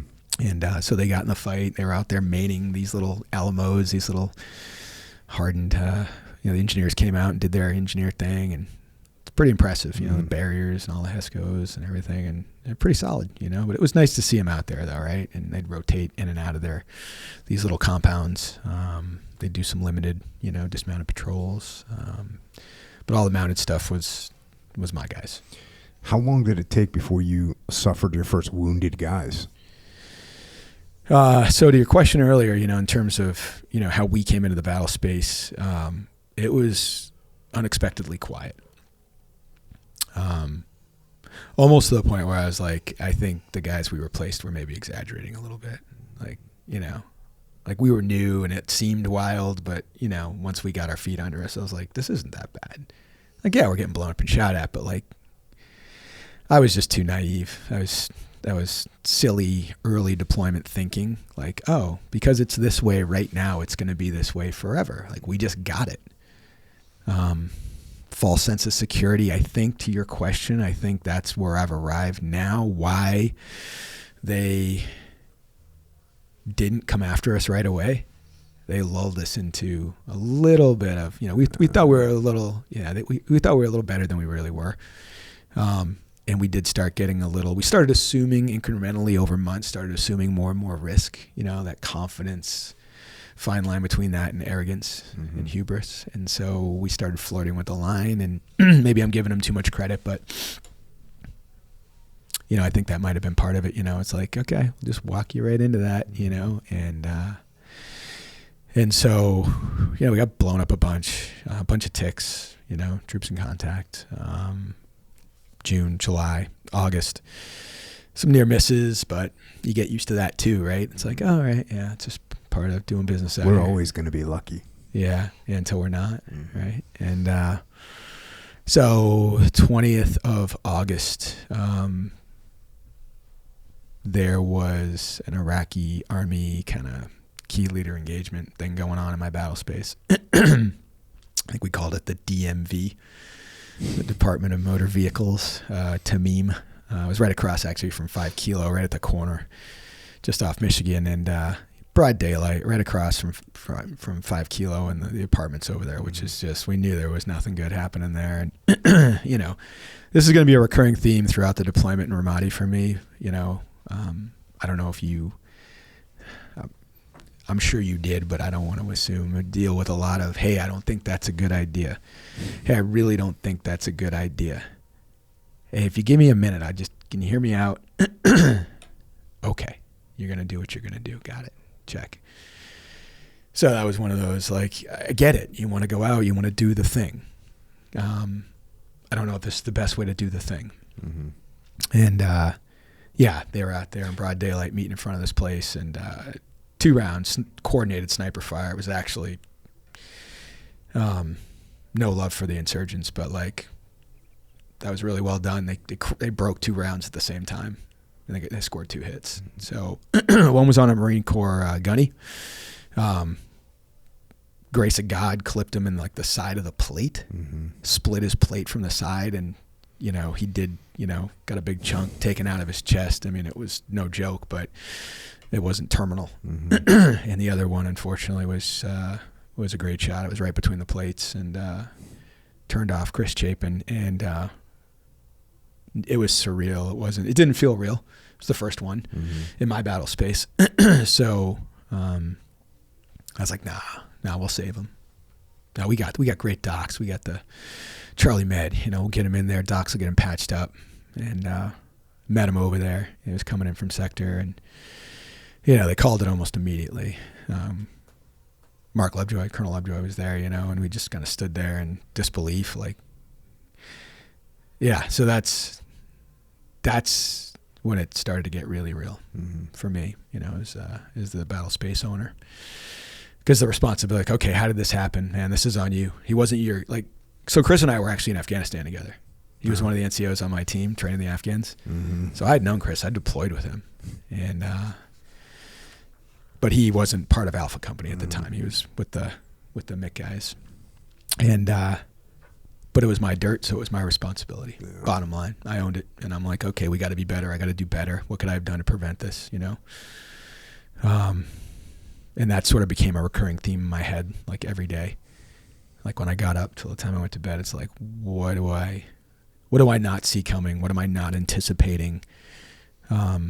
Who's out there in my battle space that could be doing things differently that might get a different outcome? So it's just this, you know, game you play in your head where you're just trying to, you know, the crystal ball or, you know, whatever. It's, you know, what I learned is it was like I wasn't ever any good at it. I think I got better over the course of the year, but you try to look at what's happened and you try to be present and you try to use A plus B to inform C, right? Which is what's going to happen next. And that was the constant loop as the commander, you know, the battle space owner that I was in, was like, let me use what just happened and what's happening right now to kind of try to best guess my way, you know, and that's, you know, for all the different missions, right? That's for the vigilant hunters, and that's for the, you know, the Coist guys doing the CA PSYOP stuff. That's for the snipers doing their thing, right, et cetera. So,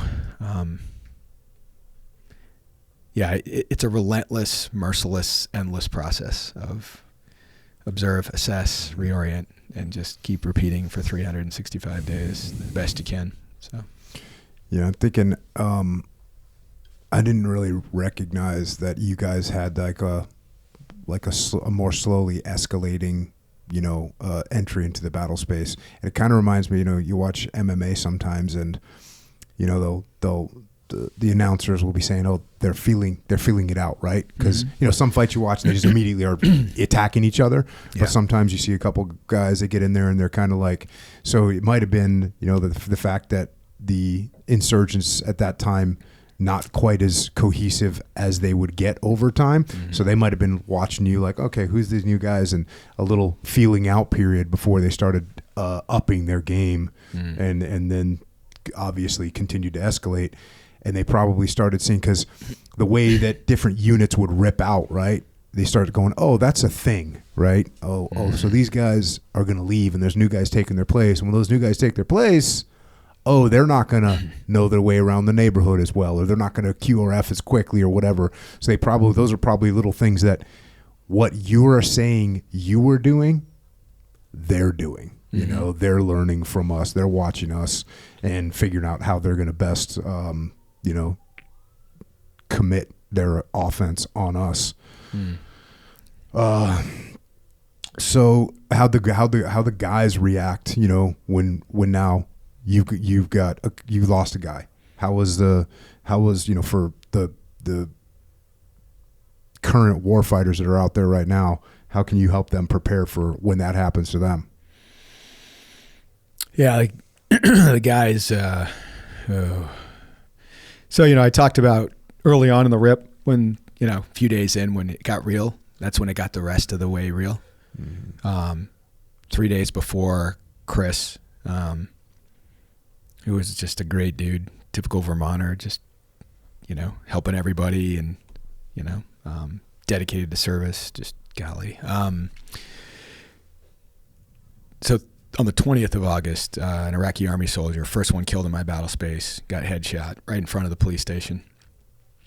And it was literally right across the street from where Chris and the gunny got shot. So it's, when you're green and new, looking back, it's like, golly, it was screaming in your face. What were we doing? But, so don't rush to failure is a big takeaway. It's like temper your aggressiveness. Like, yeah, you gotta lean in, but don't blow by the huge red flags either. Like, take the time to assess and understand what's going on, what happened, why did it happen, how could it be avoided? Like, ask yourself the questions and do it in good faith, right? Like, no ego, no humility. Can't be like, oh, whose fault was that the Iraqi, guy got shot? Well, the bottom line is it's my fault because I'm the battle space owner. It wasn't my guy, but, I'm overall anybody, anything in my battle space is my responsibility. So I took that pretty seriously, but didn't get there quick enough, or wasn't forceful enough in terms of advising other folks. And you're going to see this theme, Jocko, as we go through the rest of the deployment. So I own the battle space. My guys were out there 24/7 for a year. We never came out of the battle space. But the majority of the casualties, overwhelming, were folks who were not my guys. They were not Alpha Company guys. So square that circle. The guys that are out there 365, 24/7, take a fraction of the overall casualties. So it says a lot about the nature of the battle space. Yeah. And of course, it'll always leave me thinking, what more could I have done, right? Like, I took care of my dudes. They were my responsibility. This was my battle space. I handled my business. Yeah, I wish it was that simple. I mean, the reality is anybody that steps foot in my dirt, they're my responsibility. I should have leaned in harder on that, thought more about that, been more thoughtful about that. That's probably a regret that I've got. You were talking about that might not be the best idea. Are you sure you want to do that? And you're the guy that told that to us. I know Leif came to you with some plans and proposals that we were getting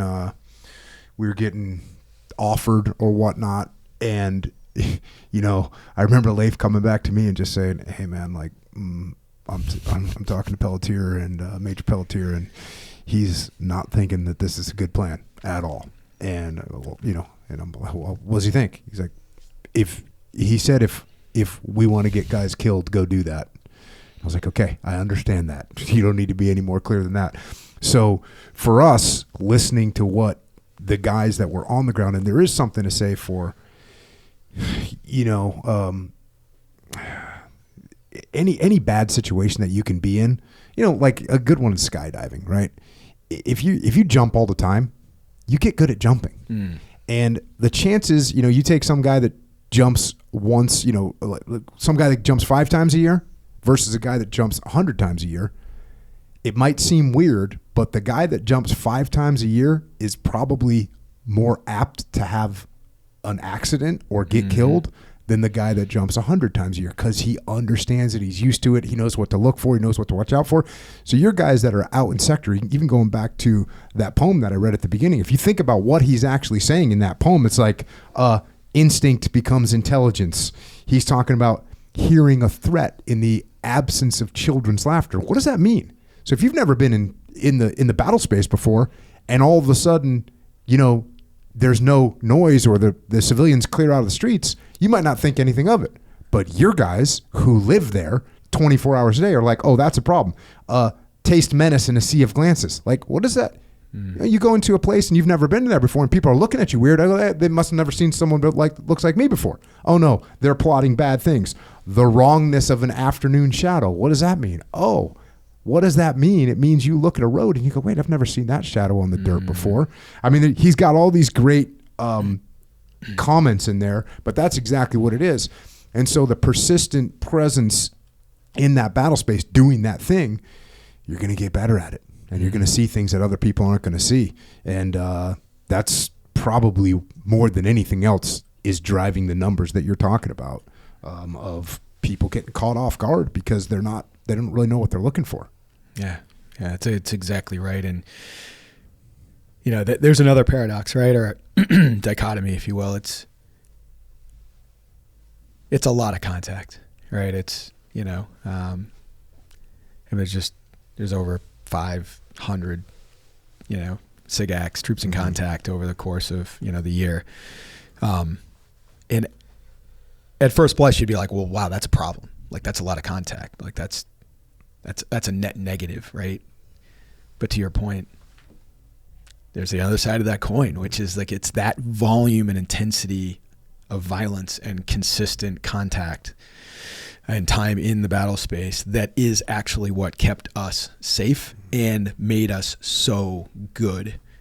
And then, that sounds subjective, right? So, but that data point, right? 32 KIA in the battle space in a year, and 4 were mine. So, that underpins really that idea of the best way to stay safe in the space is to be in the space, to experience, to expose yourself to it. Yeah, we almost become one with it. That's life right there. You sent me some battle stats here. Complex attacks, 16 of those. Complex attacks, this is like you're getting hit with probably some machine gun fire to kick it off, followed by mortars, maybe RPGs, and maneuvering elements trying to get in on you, and possibly finishing all that out with a VBIED. Which, by the way, for you guys, it was 3 VBIEDs, which is vehicle-borne IEDs. How devastating were those? How did you guys manage through those VBIEDs? Yeah, catastrophic. Kind of jump into to your previous point about understanding why conditions were so the way they were when we were coming into the battle space versus coming out of the battle space. Your team, your SEALs that were working the intel side I don't even have words to describe how good they were at their job. And I can give a million examples of how good they were. But one of the things towards the end of the deployment, I think it was in May, they had like double sourced intel that basically said they'd waved the white flag into Meme and 5 Kilo. It is no longer safe, right? This is the insurgents talking about themselves. This is internal communication they intercepted and shared with us. It's no longer safe to work in this AO, like bug out. And so initially I was like, yeah, and I shared that with the guys, and we were like, let's go. It was the whole aim, right? Like, some days they win, some days we win, but like clearly like we won. But what I didn't realize is, I took away all their cards except for one. So they only had one card left they could play, and it was the big one. So yeah, we talked earlier about how we built up these little combat outposts for the Iraqi army folks. And we had one on Michigan called 293, and we had one down near the railroad tracks that went over the canal called ECP3. And 293 got hit in May. IDF to get the heads down, small arms fire, and they drove a dump truck right through the front door. And it was just devastating. You could feel it from the fob. And my command post actually overlooked 5 kilos, so I could literally see it. I knew what it was almost right away. Took some pretty serious damage out there, but to the point is, to your question, excuse me, that was all they had left in their quiver, because all the other stuff they had tried, one by one, we just kept taking things away from them. We're like, nah, small arms fire now, IEDs now. Nope, we got you. We know how you do it. We know where you do it.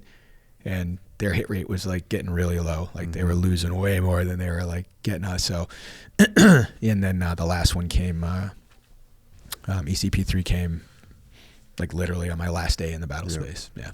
So. Yeah, that was, man, seeing that and, reading the reports and talking to guys like yourself of, oh, what happened? It's like, here's what the enemy did. And you go, holy shit. The enemy, like I just said, they use combined arms, basically. Combined arms to execute a devastating attack on a control point that we Americans have. And that's when you that was one of those moments for me where it's like, oh, okay, this is, the enemy is determined and the enemy is coordinated and the enemy is going to do the things that we do. And this is something I would brief the SEALs when I got back. All the things that we do, they do. So, we get into a gunfight, we call for QRF, they call for QRF. We get casualties, we call for casualty evacuation, they call for casualty evacuation. We call for reinforcements, they call for reinforcements. We use combined arms, they use combined arms. The things they're fighters, and they're gonna fight the way we would fight. And that was a wake up call of the level that they would take it to. And, and this was, you guys ended up with 3 of these VB IED attacks while you're there. And then not to mention, just going through the rest of these numbers, 127 IED attacks, 180 gunfights, small arms fire attacks, 86 of those. You found another 101 IEDs, 31 RPG attacks, 18 weapons caches found, indirect fire attacks 18, and rocket attacks 8. So that's a total reported enemy attacks of 588 while you're there. That's a lot to have going on. And the numbers end up, like you said, enemy killed in action 132, enemy wounded in action 29, friendly killed in action 32, of which, like you said, 4 of them were your guys, and then friendly wounded is 71. It's just, this is hard fighting that you guys were going through. Again, 365 days, 24 hours a day, 7 days a week. There are no Sundays. There are no holidays. It was on. As things towards the end of it, what did it feel like, the short time end of deployment type thing? What was the mentality? How did you handle that from a leadership perspective? Like, for me, I never told guys when they were going on their last mission, because I felt like it was like, no, we're just going to keep going. And then finally guys would come back, and whoever's going home at certain times, hey, by the way, you can pack up your shit, you're done. As opposed to like, hey, this is your last mission, be really careful, which I always felt like would not be a good methodology. So I was always like, hey, we're going to keep going, and when it's your time to go home, you'll get on a plane and leave. What did you see from your guys as the clock ticked down? They were excited, but they knew better than to, at that point they were way too smart to, as an example, let their guard down or celebrate too early or whatever. So they'd become different people than they were when they arrived. Part of that, and I shared this with them, was this weird felt sense that we didn't want to go home. Like the replacements were coming, and we're like, nah, It's our battle space. You can't have it. You don't deserve it. You haven't earned it. We'll keep it. Because we had invested, we took it from where it was to where it, where it was now. Like all that progress. And we're like, we know how to run this battle space. Like we can keep ourselves safe. We can get after the bad guys. We don't want, it's just, I can't even explain it. It's the strangest thing, but we all felt it. We all talked about it. As much as we missed home, we missed our families, we wanted to go home. There was part of us that wanted to stay, So. When you met, what'd you think when you met Dave Burke from Anglico? He, again, just absolutely singing your praises and so thankful for the turnover that you gave him, the lessons that you taught to him. What do you remember about meeting good deal Dave Burke? Salt 6. Yeah, Top Gun. He shockingly humble, like shockingly ordinary. Yeah.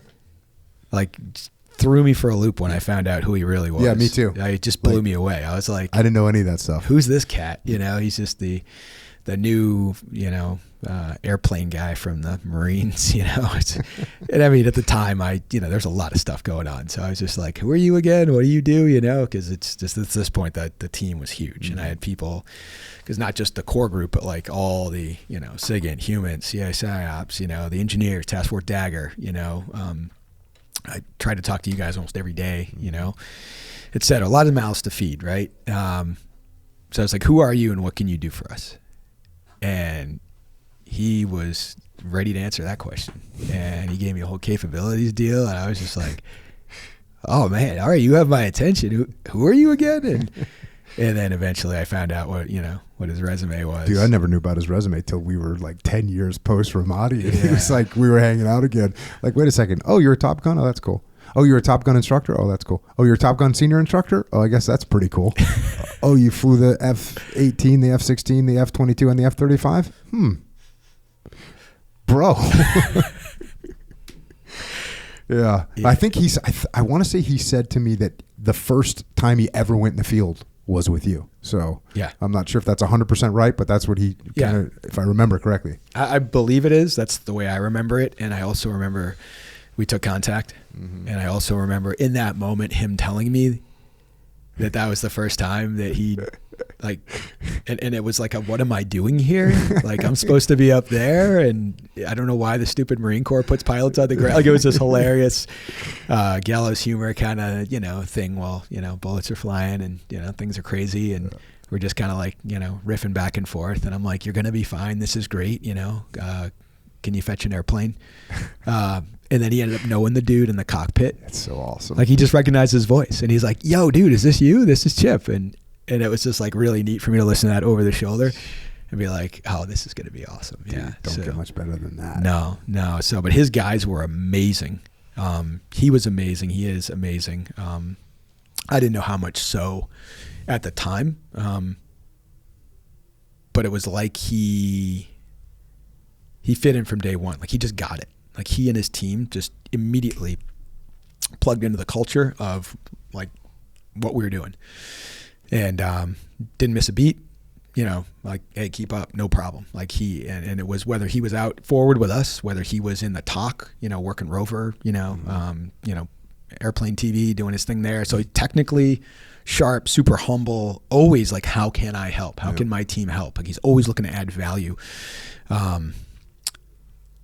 And never disappointed, including allowing us to take one of his guys who had this incredibly cool, I didn't even know this, and I never would have if he wouldn't have told me. He's like, hey, my guy's got, we got these really cool cameras, these like big telephoto lenses and stuff like that. And I'm like, okay. He's like, could you use those? And I'm like, I don't know. Mm-hmm. Hey guys, could we use these? And then my scout snipers were like, yeah, we could definitely use that. So they started taking Chris Lunsford out in sector with them on missions and ultimately gathering a lot of really good intel, pictures of, who's who in the zoo, what's going down. And ultimately they got, the law of average. They got out there on target and they really, get photos of a very elusive, high value target that led to some good things. So, and then what about Leif? I know I was, obviously I out of the gate, like was just, went and met with Colonel Gronsky, General Gronsky, and told them, hey, we're here to support. What do you need? And kind of the talking to Leif and Seth, it was like, hey, these conventional guys, they need help. They need our support. Go see how you can help them out. And I think he just went out and found you at some point. Mm-hmm. And how was that linking up with Leif? Awesome. Unexpected. I didn't really, we didn't have the kind of relationship that we had with Task Unit Bruiser. We didn't have that with the former group, and that's not a good thing or a bad thing. It's just different. Mm-hmm. That's all. And we were the newer folks. They were, I think, already there when we got there, so there was a little bit of that probably. The Intel guys was the continuity. Yeah. We had a great relationship with those across the teams, yep. And they were phenomenal. Yeah, my Intel guys and the previous Intel guys, obviously I don't talk a lot about, I don't give them any credit. I don't talk about them a lot because a lot of what they do is stuff that you don't talk about. Mm-hmm. So, but they were freaking just outstanding. And I still touch base with those guys. They were just great. And the amount that they brought to the table was just unbelievable for everybody, and the things that we were able to do, because we had some things that other people didn't have. And so just loved those guys. They were freaking outstanding. They worked 24 hours a day. Those guys were working 24 hours a day, whether they were sitting in interrogations, doing interrogations, rifling through intel, gathering intel, meeting with people. They worked 24 hours a day. They were freaking outstanding. And you sitting here talking about them is the most credit they've gotten. I've thrown it out there sometimes, but again, a lot of the stuff that they do is, stuff that you don't really talk about. So, I appreciate you giving that feedback, and they knew it. They had a seat at the table, with all the Intel people. They had done an incredible job doing what they do. And they deserve all that credit and more. And everything from, they PID'd, that big HVT that we had. So I give credit to Salt 6 and Chip and Lunsford, right? They got the picture, but then we couldn't have done anything with that without your guys' PID. And then it was like, oh boy, so it was one team, one fight, right? But it was only because everybody was able to pocket their egos and be humble and make it all about the mission and getting after it together. It wasn't about who gets credit. Mm-hmm. Nobody cared. Your guys were like, okay, we PID'd the guys, so what? You guys go get them. And they were cheering us on. And it was awesome. And the trigger targets that your guys were building for us. Yeah.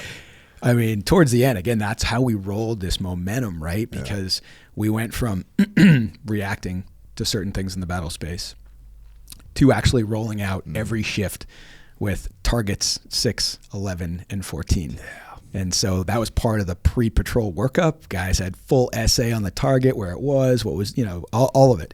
And then, your guys were working the sources, and then you just source it and confirm it, and it'd be like, target 11, go. It was so cool. It was so good. And we couldn't have done that without you and your guys. Yeah, and what's crazy about that is, doing direct action missions like that, that's kind of, if you think about what a SEAL does, that's kind of what people think a SEAL does. There's a bad guy in this location, we go get him.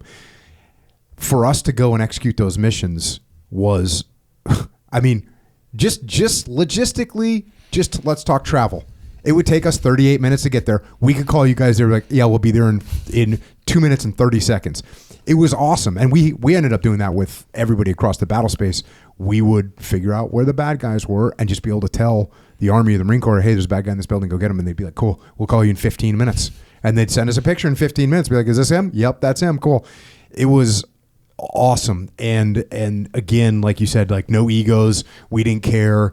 It's a cool mission, and sometimes it would make sense for us to do a mission. Sometimes for whatever reason, maybe it was the location, maybe it was the timing, maybe it was the conventional guys might not have the assets, they might have something else going on. Cool, we can go down there and get it done. But just working together and covering move for each other was just awesome. It was. Yeah, it was amazing, and it got to the point now where it's like almost every night your guys would come over, they'd cruise over in their little Beamer, whatever they had that, they'd come over, come on in, be like, midnight, 1 a.m, 2 a.m, whatever. And they'd be like, all right. I'm like, you got the gouge?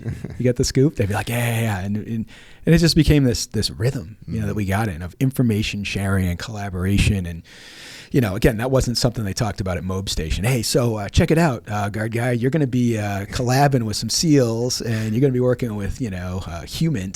I mean, that was, so again, this was all just, it happened so organically, and I'm so grateful. But, it would be disgenuine to take credit for all of the success that we had in AO Catamount, because it was an absolute joint team effort up and down, the board. Yeah, so it was indeed. And like I said, you advising Leif and talking to Leif, man, he was, to this day, like, he's so grateful for the turnover that you gave him and explaining things to him and talking him through things, having an open mind, like, and him having an open mind going, okay, if this is what you're saying, hey, you've been here for however many months it's been, we're going to listen to you. and he did, Jocko. Absolutely. I mean, from day one too, it wasn't like, hey, I don't know what's up with this guard guy. Let me feel him out and build some trust over time. Like, from day one, I mean, it was like pride in pocket. Like, we're the FNGs, and these guys have been, hanging out here for a while, and so yeah, we're SEALs and they're guard guys, but it was just the most amazing, unexpected thing, and I embraced the hell out of it. And and he's hilarious. I think it was like in Dichotomy. I think it was chapter 10. He talked about pain and suffering can be a remarkable teacher. That's like the over-prepared, right? Yeah. And then the under-prepared is, despite titles and training, ego and lack of experience will get you smoked in a hurry. Mm-hmm. And so both those things showed up, there. And it was just an absolute pleasure to work with him and his guys. They understood that from day one, and it was all about getting after it. Yeah. From day one, like, let's just get after it, right? Like, we don't want to get killed, obviously. There's a force pro side of this, but like how can we add value? How can we be a combat multiplier, right? And then we did that university hostage rescue deal, mm-hmm. and you guys were on point for that one, and we were, just the outer 360 security, and I think we had snipers overwatching, but and it was cool, and it flowed back and it flowed forth, and it didn't matter like who was in the lead and who wasn't. Yeah. Like, it was. I wish I could have captured that. It was like lightning in a bottle, what we were doing there was special. Yeah, the old hostage rescue at the university. That was cool. Many cool things happened on that operation. Getting coordinated with you guys.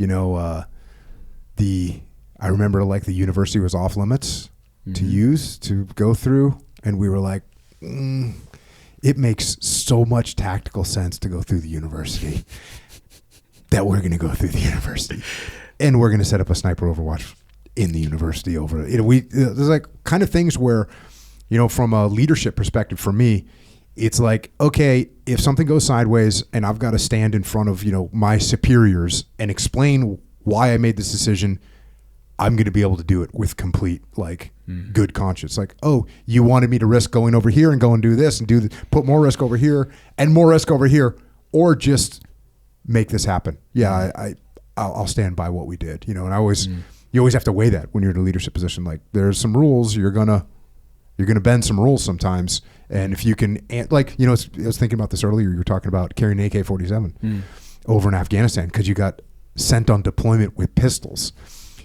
We had interpreters in Ramadi that were embedded with us, and interpreters aren't allowed to carry weapons, or they weren't allowed to carry weapons. And it was like, okay, so you want me to take this guy from America or from some Gulf state who is risking his life to come over here and help us, and you want me to tell him, I want you to go in the field where there's active gunfights going on, and you just don't carry a weapon. How's that feel? Like, no, actually, we're going to get some captured AK-47s, and we're going to make sure you know how to shoot them, and we're going to make sure you're safe, and you're going to be able to defend yourself if something goes sideways. Mm-hmm. So those are the kind of, and I feel like, if something would have gone sideways, I would have been able to talk and explain that. And I also feel like I had the trust of my chain of command that they would have been like, all right, we get it. So we did the same thing. Yep. And to your point, a lot of what we were able to do in the battle space, and I think you just touched on it, your leadership really supported you and your guys, and they trusted you. And I hope that it was trust on my end too, but regardless of why, I got effectively all the rope, that I needed, right, to work. I mean, my leadership gave me space to work. It would have been really easy to micromanage, a task force main effort, especially when there are a bunch of crazy infantry guys and you're an armor officer and, the reputation that, sometimes infantry guys have. And there was a lot of stuff going on, right? So if you were, if you're watching from, the headquarters, it could look like shenanigans, right? Like, what are you guys doing out there? Like, this is crazy. Like, you guys are out of control. But no, Colonel Lovejoy, he really trusted me, that we were doing what we needed to do without getting in my swim lane. And he just backed off, resourced me, gave me everything I could have asked for, backed my decisions even when he didn't maybe understand them or you agree with it all the way. So I can't, a lot of the success we had was due to, leadership's, ability to just step way back and let us do what we needed to do. Because we couldn't have done what we did if we were restrained. So great examples from the 228 from Colonel Gronsky, Colonel Lovejoy. Like, you saw that you if you tried to micromanage those battle spaces, you would have been just frozen, and it would have been devastating. And just having great guys like that to work for and really execute leadership the way it should be executed was just what a blessing that all was. So you turned over with the 135, right? With Colonel Dean. Yeah, Colonel Dean. Yep. Which is also interesting because he had a battalion to put in there and you had a company. He did. He did. And that was the recommendation that we gave, and I was grateful to see that he took it. But it's my limited understanding there was still an economy of force type situation going on where they still had to cut out some forces up MC3 and whatnot, mobile security. So yeah, some of those guys, they really, the enemy turned it up when that turnover took place, and they took significant casualties in like the first 48, 72 hours. As they entered the battle space, it was definitely rough.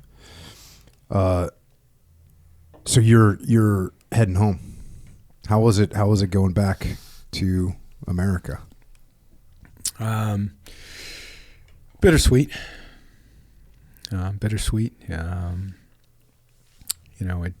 I mentioned the this felt sense of wanting to go home but not ready to go home, not knowing what's going to happen to our battle space, which is so silly looking back on it now. It's like Bridge on the River Kwai. Do you remember that movie? Yeah. So Bridge, you remember that movie, Echo Charles? No, I never seen it. So they're basically the Japanese Imperial Army has these soldiers building bridges. Then they build this massive bridge to help the Japanese. They're prisoners of war, and a commando force shows up to blow up the bridge.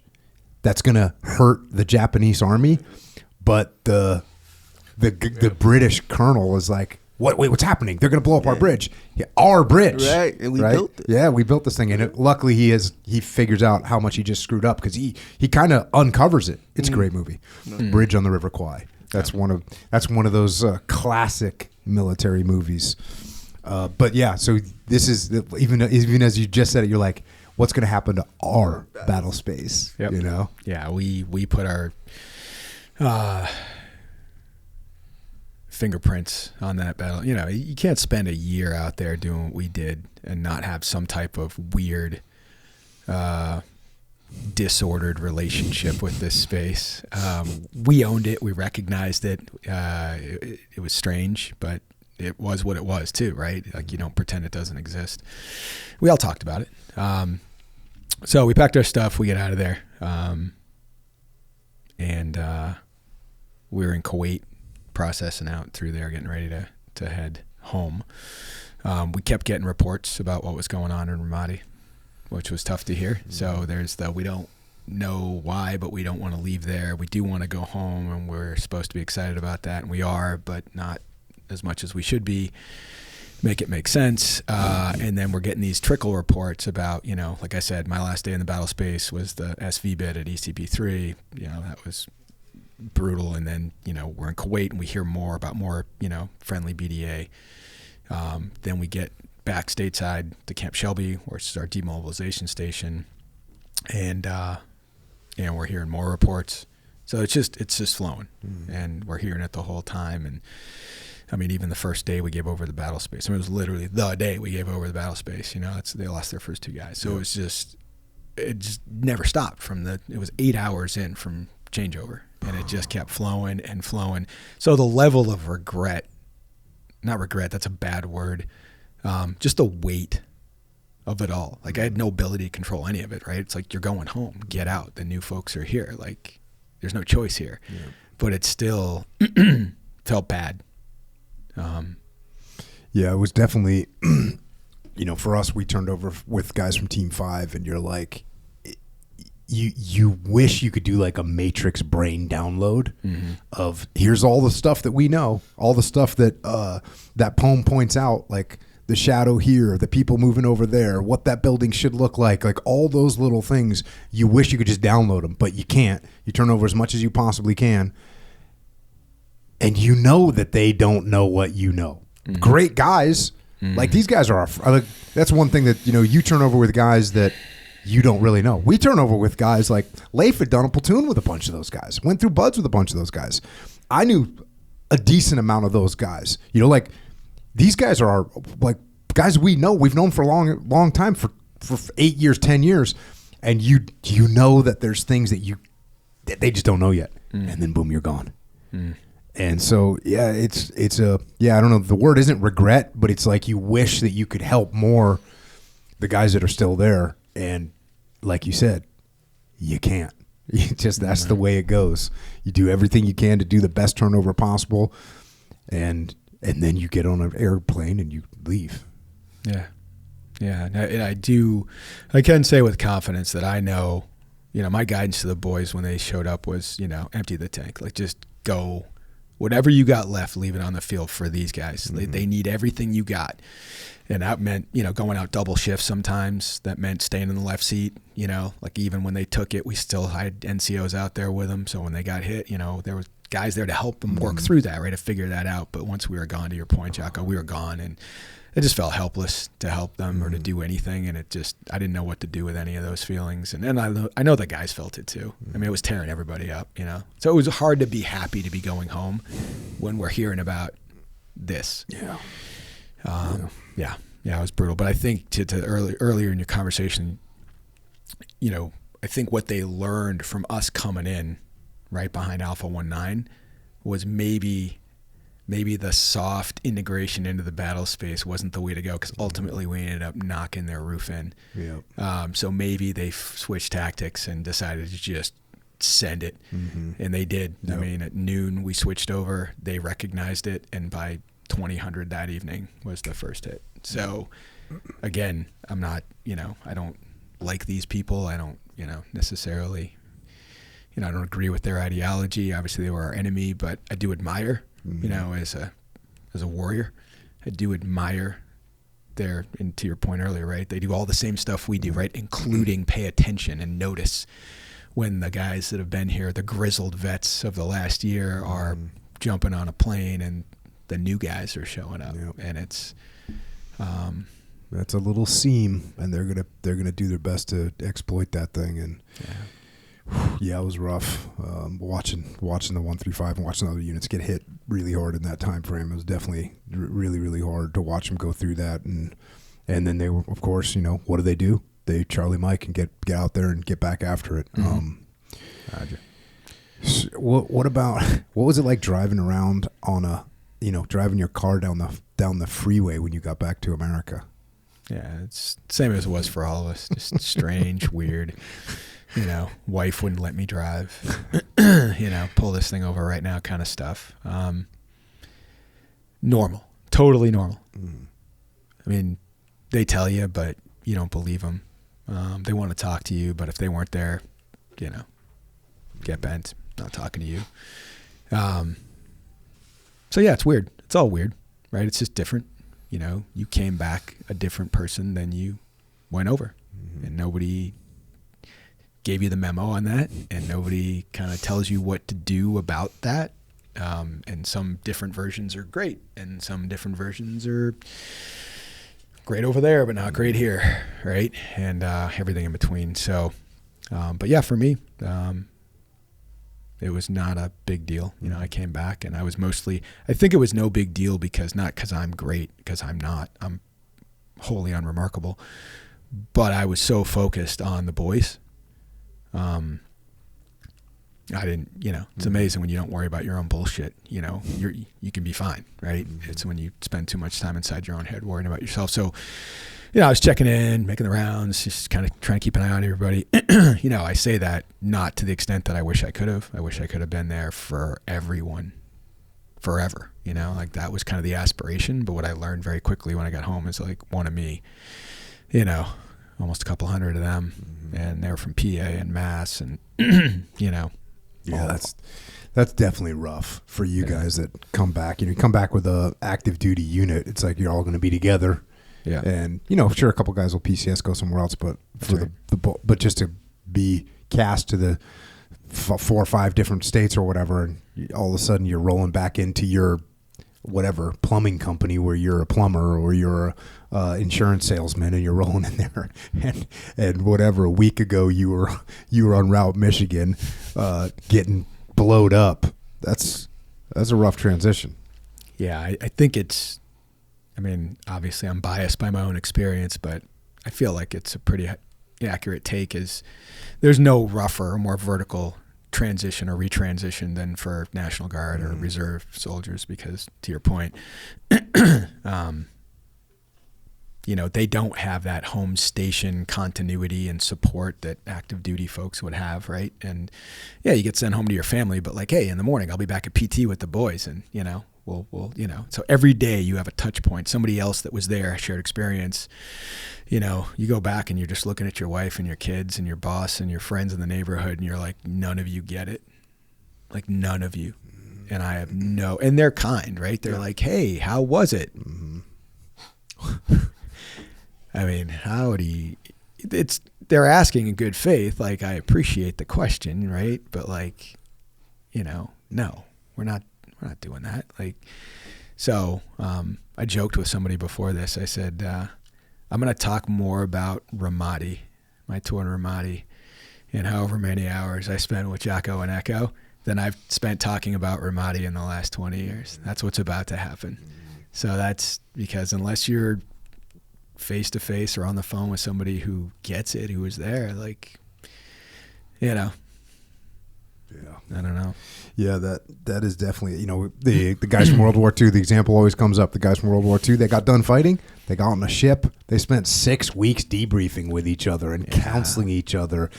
And get to Vietnam, it's like the Vietnam guys were the same way. They were fighting, and one day they just packed up walked out of the field with their rucksack, went to Saigon, flew home, and they're in Main Street, USA 48 hours later.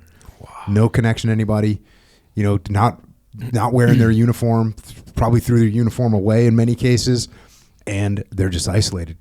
Once again, showing up as to apply for a job at a electrical place or a hardware store or whatever. And yeah, where you been? Vietnam. Oh, how was it?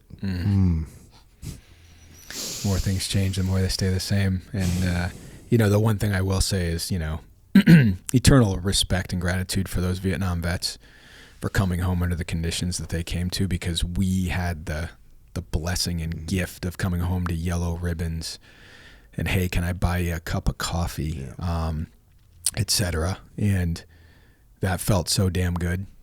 It despite the loss and the suffering and everything, that was, and I immediately thought about those vets, right, coming home under, now that I'm experiencing what they should have experienced, it made it even heavier when I'd see a Vietnam vet, and I just really go out of my way to thank them, let them know that their service mattered, and then I also, absolutely love the, the renewed focus on the Gold Star families, and I know Mama Lee and the crew are really, near and dear to your heart. And, I've got our Gold Star families, and they're all amazing. they're just incredible people who are so resilient and have found a way to move forward, and just honored to be able to be part of their lives and support them as best I can as someone who was there, or maybe still be a connection to them, to the ones that they loved and lost, or, you know.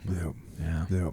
Every little story that you can share, every memory that you can share is like a blessing to them when they hear it. And some aspect, because, you know, we all spent more time with these guys in the last year of their lives than certainly than their family didn't have a chance, couldn't compete with, you know, being in a platoon with somebody. And so to be able to share stuff is, it's like a real blessing for us to have the opportunity to be able to do that. I got some, this is President Bush at Arlington Cemetery, May 29th, 2006. And this is him talking, and he brings up one of your platoon leaders, First Lieutenant Mark Dooley. And President Bush said this: "In this place where valor sleeps, we find strength in knowing that those serving freedom's cause have acted with principle and steadfast faith." Second Lieutenant Jack Lundberg was killed 2 weeks after D-Day toward the end of World War II. He wrote his mom and dad a letter to be opened in the event he did not come home. He wrote, quote, "I am sorry to add to your grief, but we of the United States have something to fight for. Never more fully have I realized that the United States of America is worth the sacrifice." End quote. And President Bush continued, "That same feeling moves those who are now fighting the war on terror. First Lieutenant Mark Dooley was killed by a terrorist bomb last September in the Iraqi city of Ramadi. Before he left for his tour, he gave his parents a last letter, just in case. He wrote, 'Remember that my leaving was in the service of something that we loved, and be proud. The best way to pay respect is to value why a sacrifice was made.'"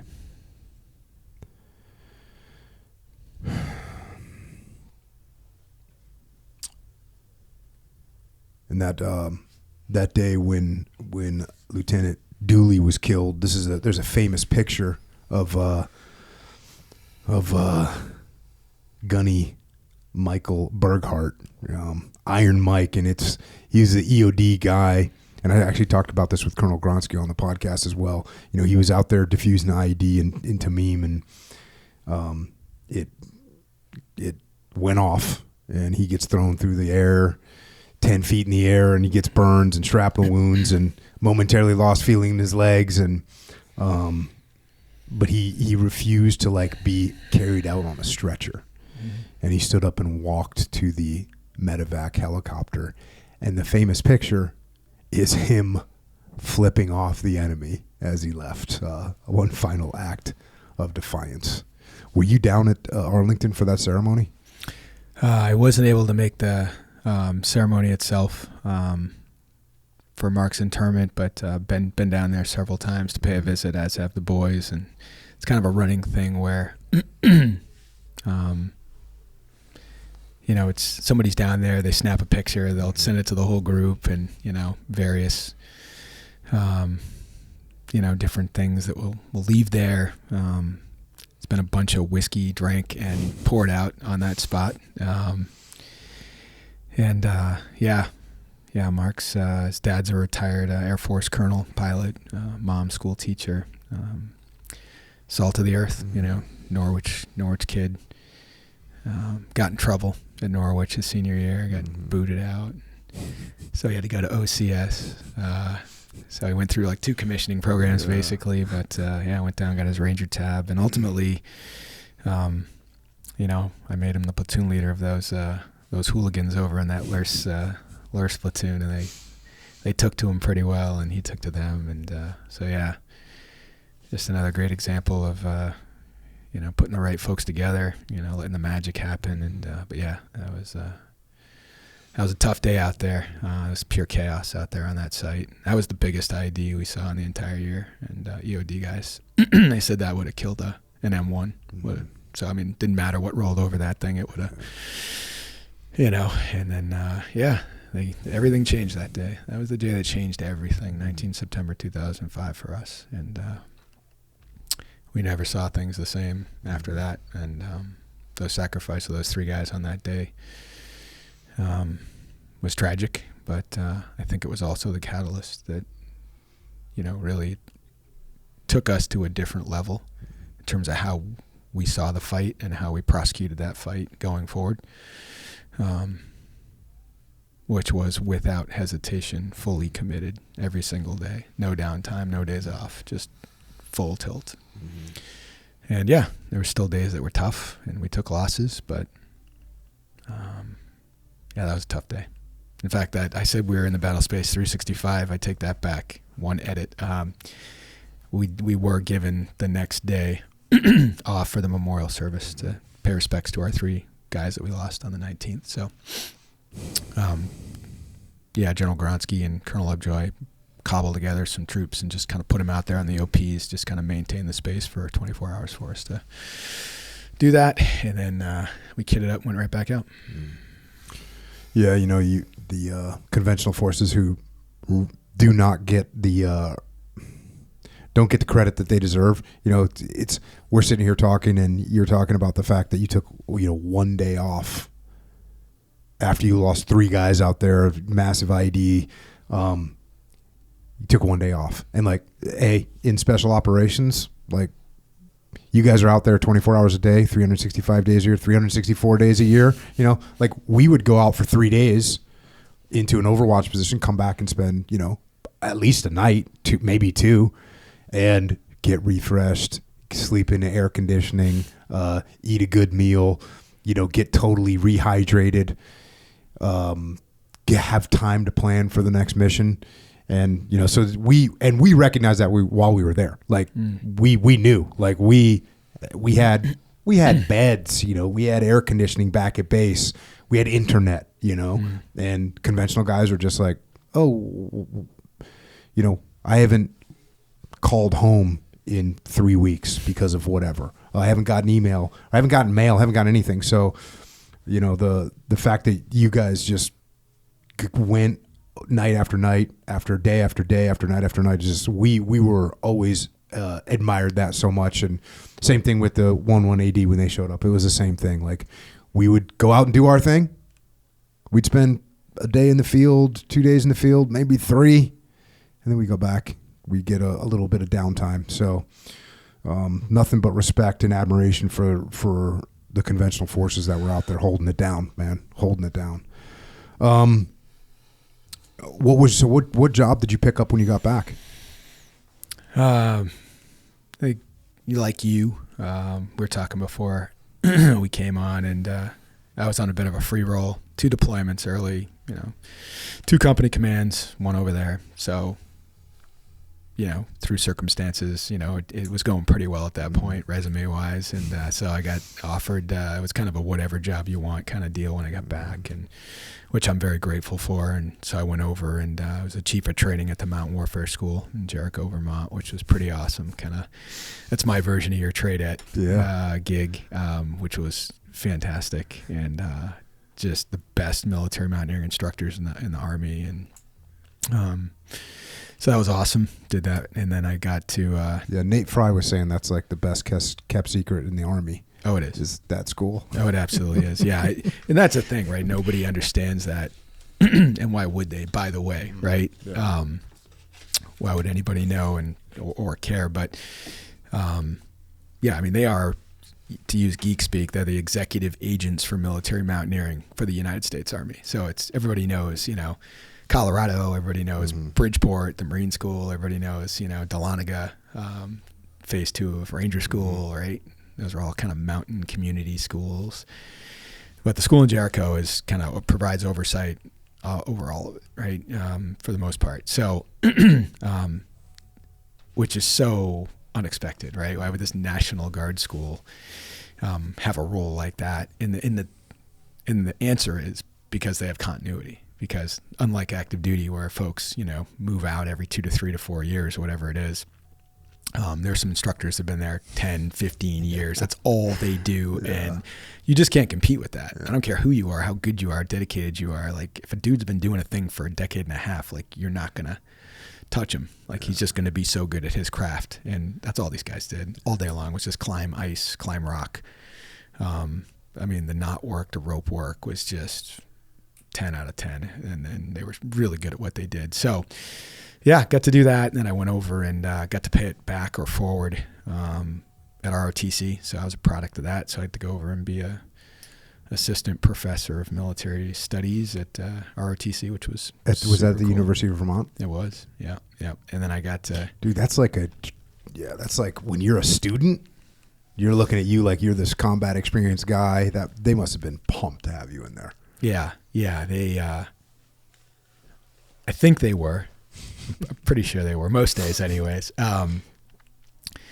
But yeah, it and I get it. I got the job when I came back from like the what do you want to do job. But then it was like, okay, you're home. You got the job you wanted. Now it's time to come back to the brigade or whatever, and do more grind, type stuff. And I don't think I made some people happy on that one, but I'm like, this was like a one-time career opportunity. And I just wanted to get back to the program that gave me everything.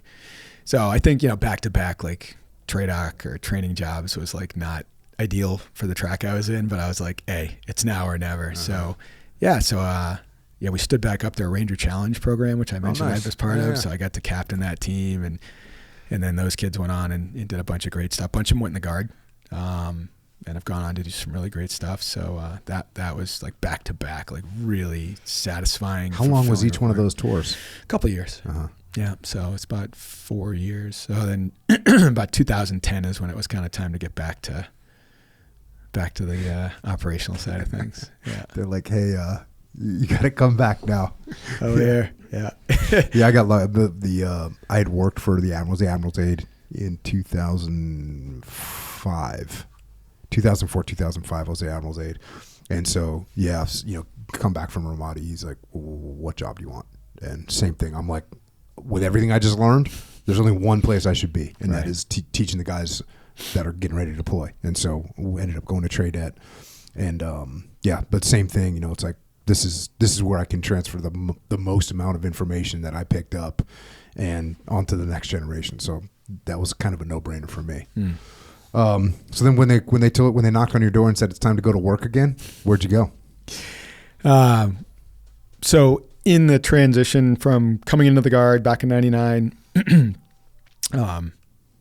3172 Mountain Battalion, there was this initiative to transition, the 86th Armor Brigade to the 86th Infantry Brigade Combat Team Mountain.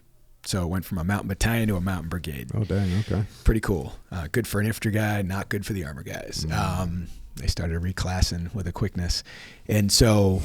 get that ruck out. What's a blue cord? So I went over to the brigade, and I got to be the brigade's full-time kind of training officer, operations guy.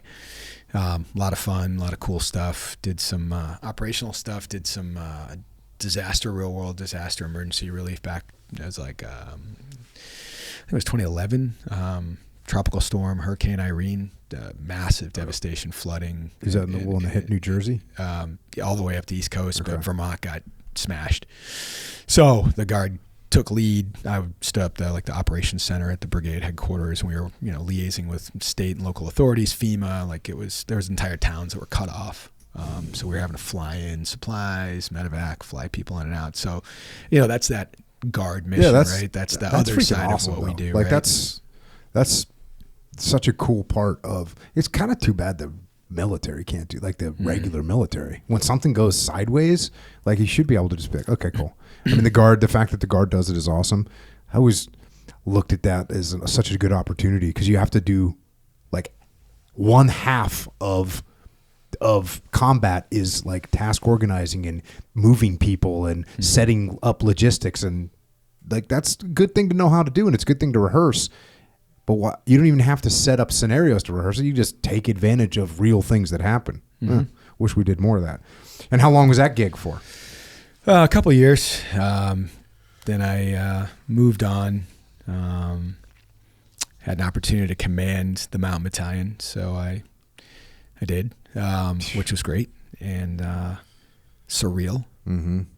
You know, from being a platoon leader to being the commander, company commander in Alpha Company in HHC to now, you know, commanding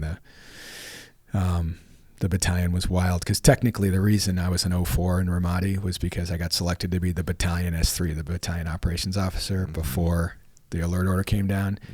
And the battalion commander, who's now Major General retired Will Roy, he said, I'm not going to penalize you for taking command and going overseas. So he let me have the control grade, the 04. And I know a lot of people were like, why is this Pelletier guy a major as a company commander? That's weird. What are we in the British Army or something? Like what's happening here? So that's what happened.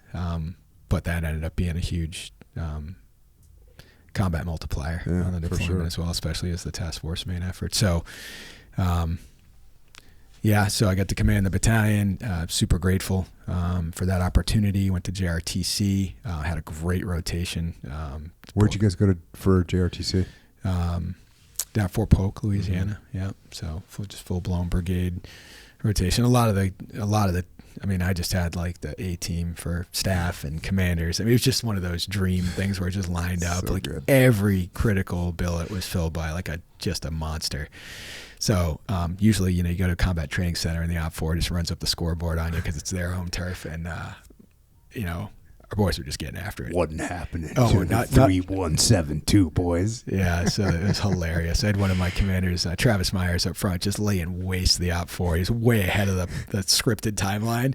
They were out of Op4. So the COG actually came running up with the brigade commander. He's like, shut him down. Hit pause. I'm like, what are you talking? We're about to run these guys over. So they did like a pause X to give they're calling Op4 out of the rear to get them brought up. It was just it was hilarious. That's a win right there. Yeah, but again, that's just another example of the mentality of, you know, the guys in this organization. I mean, there was only one speed for these cats. It was just full throttle. Like that was it. So my job was easy. It was fun. And they did great. And I came out of battalion command and unfortunately got divorced while I was in battalion command. So 16 years, 2 kids. You know, nobody gets married to get divorced, but you know, kid's mom's great. We're still great friends. My kids are amazing. It's the coolest thing I ever did in my life. So no regrets, you know. But I went to a staff gig to just kind of cool my jets after, you know, infantry command, and we had an indiscretion or an incident in our recruiting command that required a replacement battalion commander. So front office, the senior command said, "Hey, who have we got? Who's in the bullpen?" And I'm like, "Please, no." And they're like, "Yeah, it's you." So grabbed a fire extinguisher in each hand and walked down to that dumpster fire and did my best to put it out. And you know, but so it was basically back-to-back battalion commands, and then I don't know, like it was phenomenal, you know. But you know when you know, and I just that second gig in recruiting kind of wore me a bit, and then it's coming up. I mean, I basically hit 20. I locked in, and I just kind of was looking around like, it's been a great run. I mean, I'd do it all over again in a heartbeat. You know, super grateful, but like, you know when you know. And I was like, I just think it's time to move on. Didn't have a plan. Didn't know what I was going to. Just I knew that. You know, and I also didn't want to hang around and jam things up either. The way it works in the Guard, there's like a limited number of slots. Okay. You know, they're called control grade resources. So if I'm sitting in an 05 slot, that means like the 04s, the deserving stud 04s, just got to wait in line behind me. Wait for you to die. That's right. and I, you know, and I was doing the same thing with the 06s in front of me, and and they stepped some other guy in front of me, which meant I was going to be waiting there for like another 2 or 3 years, and I just didn't have the heart to sit. I'm like, hey, the only reason that stud behind me isn't going to get promoted to colonel like he deserves is if I stay here. So I just pulled the pin on myself, blew myself in place, got out of the way, and you know, moved on, and it worked out. So what'd you end up doing when you retired? Relationships are everything, right? Mm-hmm. So stayed in touch with some amazing people that I'd served with and friends in the community, and they were amazing. And was thinking about working in private sector, which sounded cool, but I had no experience there. Mm-hmm. And then another former mentor of mine and another colleague of mine were working over at Department of Homeland Security. And they said, hey, what are you doing? I said, I don't know. And so we started talking, and the next thing you know, they offered me a gig, an opportunity to come over to civil service. So ended up having about 45 days of terminal leave to do nothing, which was weird, but it was good. It was like a retirement tryout, I like to say. Like some people are like, I don't know if I'm going to do okay in retirement. I'm like, so I've test-driven retirement. I'm retirement certified. I think I'm going to be fine. And yeah, I've been working for DHS for 10 years, a little over 10 years now. Nice. Yeah. And so that's like a full second career. Yeah. Check. Yeah. Yeah. And what do you do on like to keep yourself busy outside of work? So as I was saying to you earlier, so there had to be an accountability plan. Mm-hmm. There was no getting out. That was a condition on me allowing myself to retire. Was like, there's got to be an accountability off ramp to something else, because I was not going to allow myself to, be that guy. So what I came up with was, and I started to get into it right at the tail end before I retired. So I got into triathlon, so Ironman and Spartan racing and things of that variety. So no more, rucking or PT test or whatever, but that was something, right? Mm-hmm. Like that was good. Like there's a lot of suck there. And and there's a big ladder of progression. You start small and you keep working yourself up into bigger races. I'm like, oh, this is a long runway. Like there's plenty of pain and misery here to keep me busy for a very long time. So and it served its purpose. Yeah, I raced for like 10 plus years. Have you tried skimo? No. Bro, ski mountaineering? You haven't heard of this? You haven't seen this? So were you talking to Nate about it? Yeah, I think we talked about it, but it's basically you skin up your skis and you race up the mountain. Sometimes you get to things that are so steep that you can't ski up them, so you take off your skis and you run up the mountain. And then when you get to the top of the mountain, you put your skis back on, you take the skins off, and you ski down the mountain. When you get down the mountain, you start skiing back up the mountain. You put your skins back on. And it made it into the Olympics this year, but it was really? I don't know if I saw all of it. The ones that I saw were like sprint races. So they took like 4 or 5 minutes to get it done. Like I was at they have it at Mammoth, they have it at Big Sky. Like it looks absolutely freaking like the maximum endurance test of anything. So you see these guys like, you know what it's like. You and I know what it's like walking up a mountain, right? Mm-hmm. You're like, okay, cool. And if you've ever tried cross-country skiing, you're like, okay. If you've ever tried put skins on and you like slowly like when I've skinned up mountains, I'm doing it like I'm hiking. I'm like, enjoying the scenery. These freaking dudes, they are sprinting, running, with their skis on. It's crazy.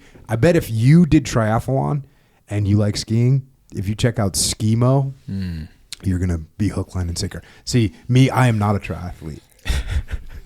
And so I like watching it. I think I appreciate the pain and suffering because I'm watching it going, oh, I know how much that sucks. Like I've hiked up enough freaking shitty terrain in my time to know that what they're doing right now completely sucks, and I will watch it from here. Yeah, you should check out Skimo. Man, it's freaking badass. Yeah. Maybe that's like in a few years, maybe I'll start giving that a run. Like, a little bit down the road. Echo's shaking his head. No, not even close. Not even close. For me personally. Oh yeah. For you personally. For you, oh yeah, hell yeah, I get it, bro. Yeah. But when you see Skimo guys, they're built like triathletes. They're smaller dudes for the most part. So you're gonna have to check that out. And then what about your kids? Both went in, huh? Yeah. Both kids military service. Yeah, apples didn't fall far from the tree, at least in that regard. No overt influence, but what you realize as a military dad is you cast a shadow whether you want to or not, right? And some cast a longer one than others, but so you don't really need to say anything. It's just kind of there. So yeah, my daughter joined the Air National Guard, New Hampshire, did a hitch, and got out. And my son he just got done basic training, and he's going to officer candidate school next month, and he's going to join the dark side right out of the blocks and go be an O.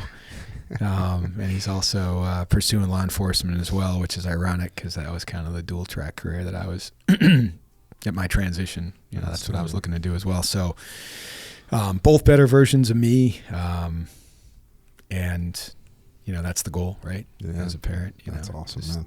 Awesome. Well, right on, man. Does that get us up to speed? I think so. People can find you. I searched for you you have the lowest profile, I think, of anyone I've had on the podcast. The only place I could find you is on LinkedIn.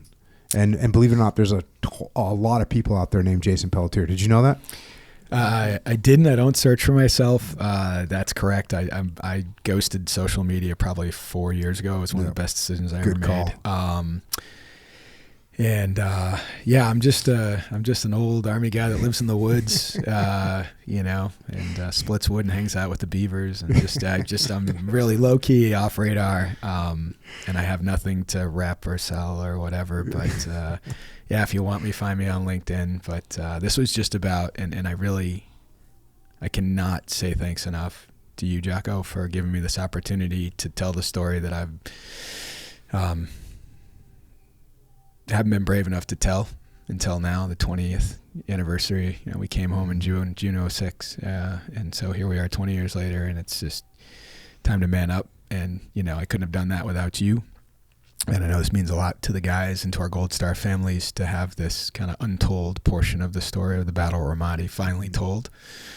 And that was the whole point of this exercise. So thank you. Yeah, just amazing guys over there, and getting the story out there and making sure people understand what you guys did. I think that's why it's such an honor for me to have you on here to share that from your perspective. And by the way, any of your guys wants to come on here, it's an open invite. Any of them, open invite to come on here and share their experiences. So. Echo Charles, you got any questions? Yeah, I do. You said something real quick. I didn't want to interrupt the story, of course. You said something about dropping off a book bag, and then the drop off book bag equals dead teacher. What do you mean by that? I think I know, but I don't. I'm not sure. It's a great question. Yeah, some more context would be helpful. In that particular. Sorry, sometimes I don't hear myself. So we had a platoon, our great platoon. I was run by Bob Dexter and Jesse Vanko and Sergeant First Class James, and they had a really complicated mission. They were doing, it's like a company level intelligence support team. They handled like the funds, the money to compensate families when when there were civilian casualties, collateral damage. So there's multiple occasions where, as an example, they went to go pay SERP funds, right? This is the reparation funds. With the book bag. To a family. Or the backpack. To a family, yeah. The backpack's like it's like an example of, so there's a bunch of things that they're doing. Everything from like, we accidentally ran a freaking tank through your front yard and knocked through the fence. Cool. Here's whatever amount of money. We found out that this kid needs some medical help. Cool. We're going to get some medical help out to him. We found out that the power's down. We can help our engineers get out there and restore the power. There was a civilian casualty. Someone got hit with a round in the leg, and medical treatment, but also money. And occasionally civilians get killed. You got to go out there and explain to the family what happened and pay them money. And on top of that, soccer balls for the kids. And that's where the book bag is like an example of soccer balls, food, and then book bags. So there you go. It's exactly right. Yeah. So you try to do good as the American. You go over there, you try to do good, give school bags to kids, and the law of unintended consequences shows up until you understand what the second and third order effects of those things that you're doing is. So, yeah.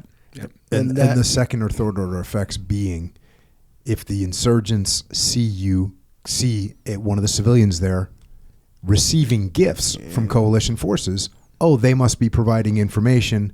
They go in there and kill them. And this is, you've heard me say this before at some when I talk about the battle, is like when we later on when I was there, like now in the summer of 2006, when we started going into a lot of houses, like when we first would go into someone's house, you know, the dad would like take the family and like huddle them in a corner. They wouldn't even look at us. Right. And I always ask, you know, when I'm talking to a group of people, why do you think they did that? And people say, oh, they were scared. And I say, what do you think they were scared of? And they say, well, they're scared of you and your platoon. No. What they were scared of is if they got seen talking to coalition forces, the insurgents would come back that night and murder the whole family, or they'd murder the dad, or they'd whatever. So that's the reality of the situation, that the insurgents are there persistently, and if they see and they think that that's the last thing they want is the last thing they want is the civilian populace to coordinate or build relationships with coalition forces. And in fact, that really was the tipping point of the battle the next summer, was as we were there on a more persistent way. Because, you know, you take what we just talked about here. You know, Jason had 150 guys to cover a massive area. You know, it's like, imagine covering downtown San Diego is not a great example, but imagine covering like 50 blocks of Pacific Beach. You know, all those people, all those roads, all those houses, and you're doing that with 200 guys. Like, this is a dramatic challenge. So when the 135 came in and took over, all of a sudden they had 500 guys and a lot more vehicles, a lot more tanks. So then it was, not only are we going to be on this checkpoint, but now we're going to be in combat outposts, and we can start doing, and that's what allowed the civilian populace to not be scared anymore. Right. So that's a very long answer to your question. Did I get that right? That's absolutely perfect. Yeah. And I mean, even something as, you know, complicated as, you know, trying to give money to a woman whose husband got killed the way Jocko described. So we're trying to still make it right, even though we didn't kill him. Right. And he's getting his ass kicked by a lady with a broom who's like beating him up and screaming at him. And it's just, so it's complicated, right? Yeah. But like, it takes you a while, despite all your training, to figure out what that all means, those second and third order effects, how to mitigate those, how to do it the right way. But then you can also flip it. Like, we developed a TTP to where when we had people at the diff that we were going to catch and release out in sector, we'd make sure broad daylight intersection, have a nice day. Yep. It's kind of like you see in cop movies, right? Yeah. Like you see in cop movies, like, oh yeah, we're letting this guy go. Why are they letting him go? He must have cooperated. Oh yeah, you create that little bit of hate and discontent. Yeah. There was some of those activities were going on. Yeah. Right on. Cool. Right on. Yeah. Good to see you. Good likewise. With you. Thank you. Right on. Right on, man. Any closing thoughts, Jason? Yeah, thanks. For sure. You know, obviously I'd be remiss if I didn't bring up, you know, those boys, and you've given tribute and mention to some of them who gave the ultimate sacrifice over there in the fight. So, you know, we talked about Mark Dooley and his family a little bit on 19 September, and I talked about how that was the day that, you know, kind of changed everything for us. And he was out there that day with a couple of guys from the LURS platoon, right? So for anybody listening, they might be like, well, that doesn't make sense. Why would the LURS guys be out there on a roving patrol in the middle of the day?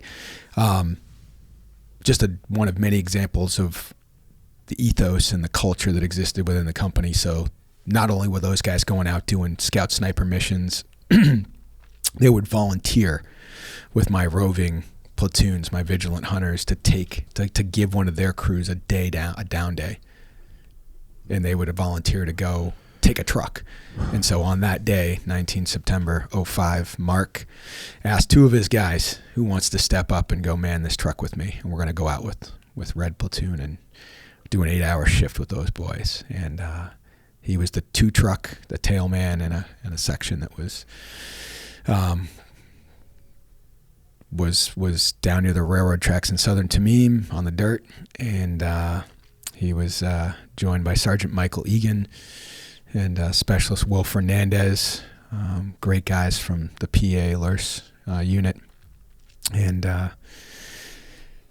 then we talked a little bit about the rest of that day, from, the catastrophic IED to, the response to that. And listen, just like you owned your blue on blue and, chapter 1 of ownership, we had one that day too, because we got on both sides of the tracks and comms were down and it was crazy. And I might have stepped out with a VS-17 panel at one point to check fire, but it was just a crazy day full of insane emotion. And like I said, the blessing of, if there is a blessing, if there is a silver lining, it's the relationships that you make and you sustain with the families when you come back. And so I've gotten very close over the years with Mark Dooley's family, his friends. Same thing, Mike Egan's wife, Maria, and his daughter, Samantha. Just talked to her recently as well. And so I never would have known them otherwise. And got to hunt the good, I guess, or at least try to. But like I said, that changed everything that day for us, and it was a big scrap, and it was brutal and dark, but we learned a lot. And then, but then there was a really tough run at the end of September, where a couple days later we lost another guy in Mobile. 4 days later we lost 5 guys in Bradley, catastrophic loss, just right on the railroad tracks, just maybe 500 meters away. So. And then we spun into 2 November, where another one of my platoon leaders, the one I mentioned to you that volunteered to go over and work up in MC3, coming off shift, downed Cobra in that battle space, Marine Corps aviators, and he was coming off shift. All he had to do was drive through the gate, and he heard it come over the radio, and he just went towards the sound of guns, and he drove down there out of sector, and then he jumped onto the main road down there, which is a dirt road, and he got hit. So that's the stuff we talk about theoretically, right? Like, didn't have to, but did, right? Like chosen courage and whatever. What was his name? That was Lieutenant Mark Procopio, and his dad, son of a 06 colonel in the Vermont Guard. His wife, Erica, was a lieutenant at the time. She's a lieutenant colonel now. It's crazy. I have the privilege of being the godfather to her oldest son, Mark Jr. And so at that point, those were 2 of my original lieutenants, Mark Dooley and Mark Procopio from Camp Shelby, the original origin, the original 63. And so by November, first week of November, they were both gone. And one of the replacement lieutenants I got, Chris Carbone, was there for 3 weeks. He got blown up, sent home, medevaced out. He almost lost his life on 23 October as well, right before that. And so it was just a very interesting period of time where the enemy showed its teeth. At that point, they were just this... They were these agents of chaos that we were just having a tough time keeping our hands around. And so, and then I think did you have Braxton McCoy on? Yep. Yeah. So the Glass Factory on 5 January, that's my battle space. So, listening to him talk about that was a little surreal. We lost some good folks that day, and my guys were the ones who were responding to, obviously it's our AO, it's our responsibility. So it was, however bad you think it was worse. That was just a tough day. And then not too long after that, on 25 January, Sergeant Joshua Johnson was a truck commander leading an Iraqi army group of soldiers down to transition to shift change down at ECP 3.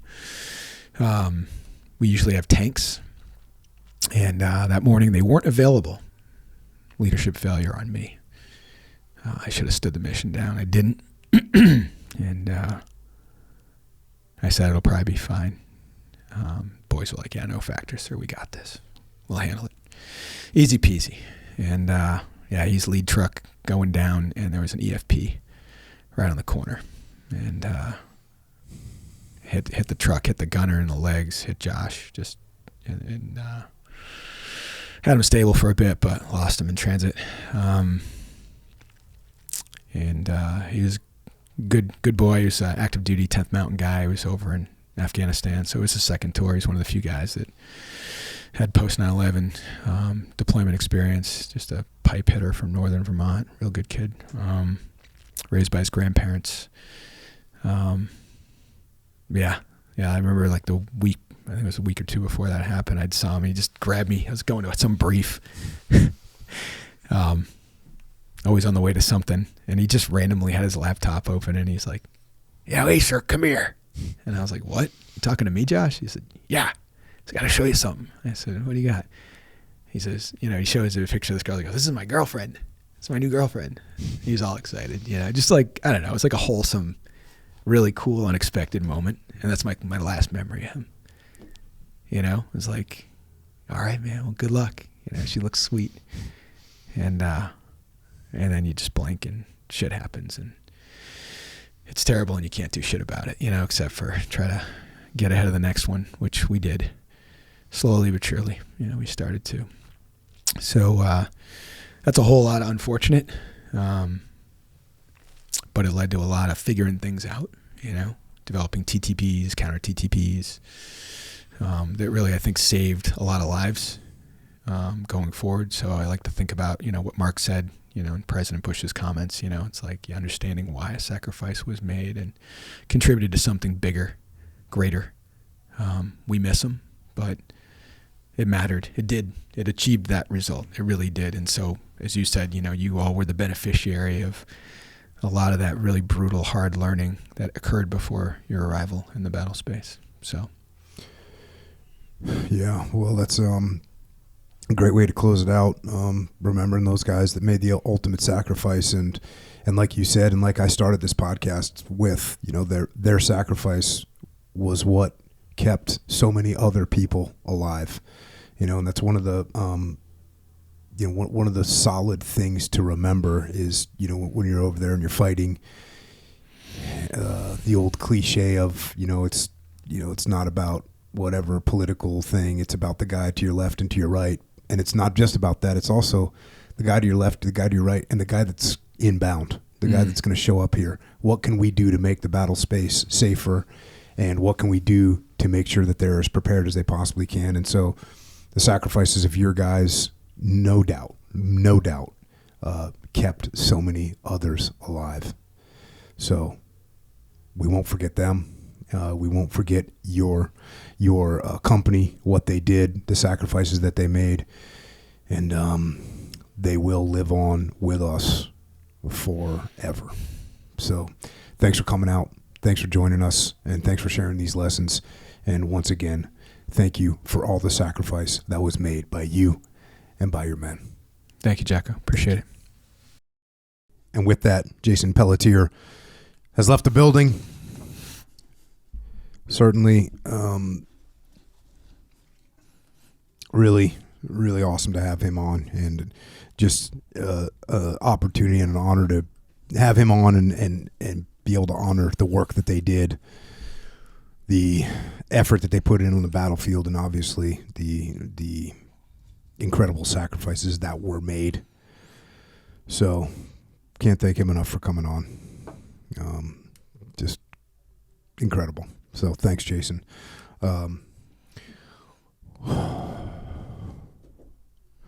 With that, one of the things that he talked about was, what do you say, an accountability program. When he got, he knew, like, he needed to be doing something, tracking something, and he went into the triathlon game, went into the obstacle course Spartan race game. So that's good. You got to have something in your life. You got to have that thing. You got to be, you know what? You got to kind of be chasing something. You got to kind of be chasing something. I never heard of that expression, accountability program. I liked it. Yeah. It kind of put a name to something that I feel like has been existing, kind of a thing. Yeah. Where it's like, you need something, it's going to be hard or whatever, but it's like constructive, so it's constructive that you stick with, kind of a thing. Yep. And you know what's weird is, I think in life, They say, oh, you better sign up for something. You sign up for a tournament, sign up for a race, sign up for whatever. And those things are really, really good because they kind of are the accountability program. Yeah, fully. Because on that day, you're going to have to get out, run that race, swim that thing, compete in that jiu-jitsu tournament, wrestling tournament, weightlifting tournament, whatever, name it. But when you don't have that, you got to think about that long term. Like, hey, every day counts. Every day counts, and you gotta make sure that you are fighting against the clock every single day. I definitely think about that. Yeah. I definitely think about like, oh, do I really need to do this today? Oh yeah, you do. Yeah. You really do. And those there's compounding impacts, negative and positive. Compounding impacts, like you can only train one day in the next 4 days because of whatever. Okay, cool. Get that day in. It's a real easy rationalization. Well, I haven't trained for 3 days, so I might as well not train this day. No, it's the wrong answer. You got to you got to fight against the clock every single day and stay with it. Yep. And you're going to be, by the way, maybe a little bit sore.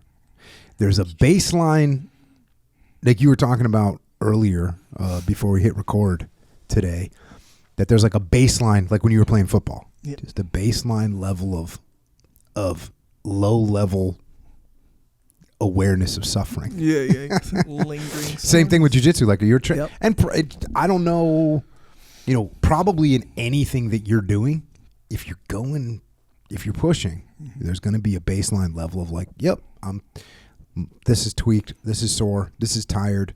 That's just the way it is. Mm-hmm. And look, can that get to a point where you need to take a day, you need to eat some steak or whatever? That happens. Mm-hmm. But a lot of times you got to remember that's what it's kind of supposed to be like. Right, exactly.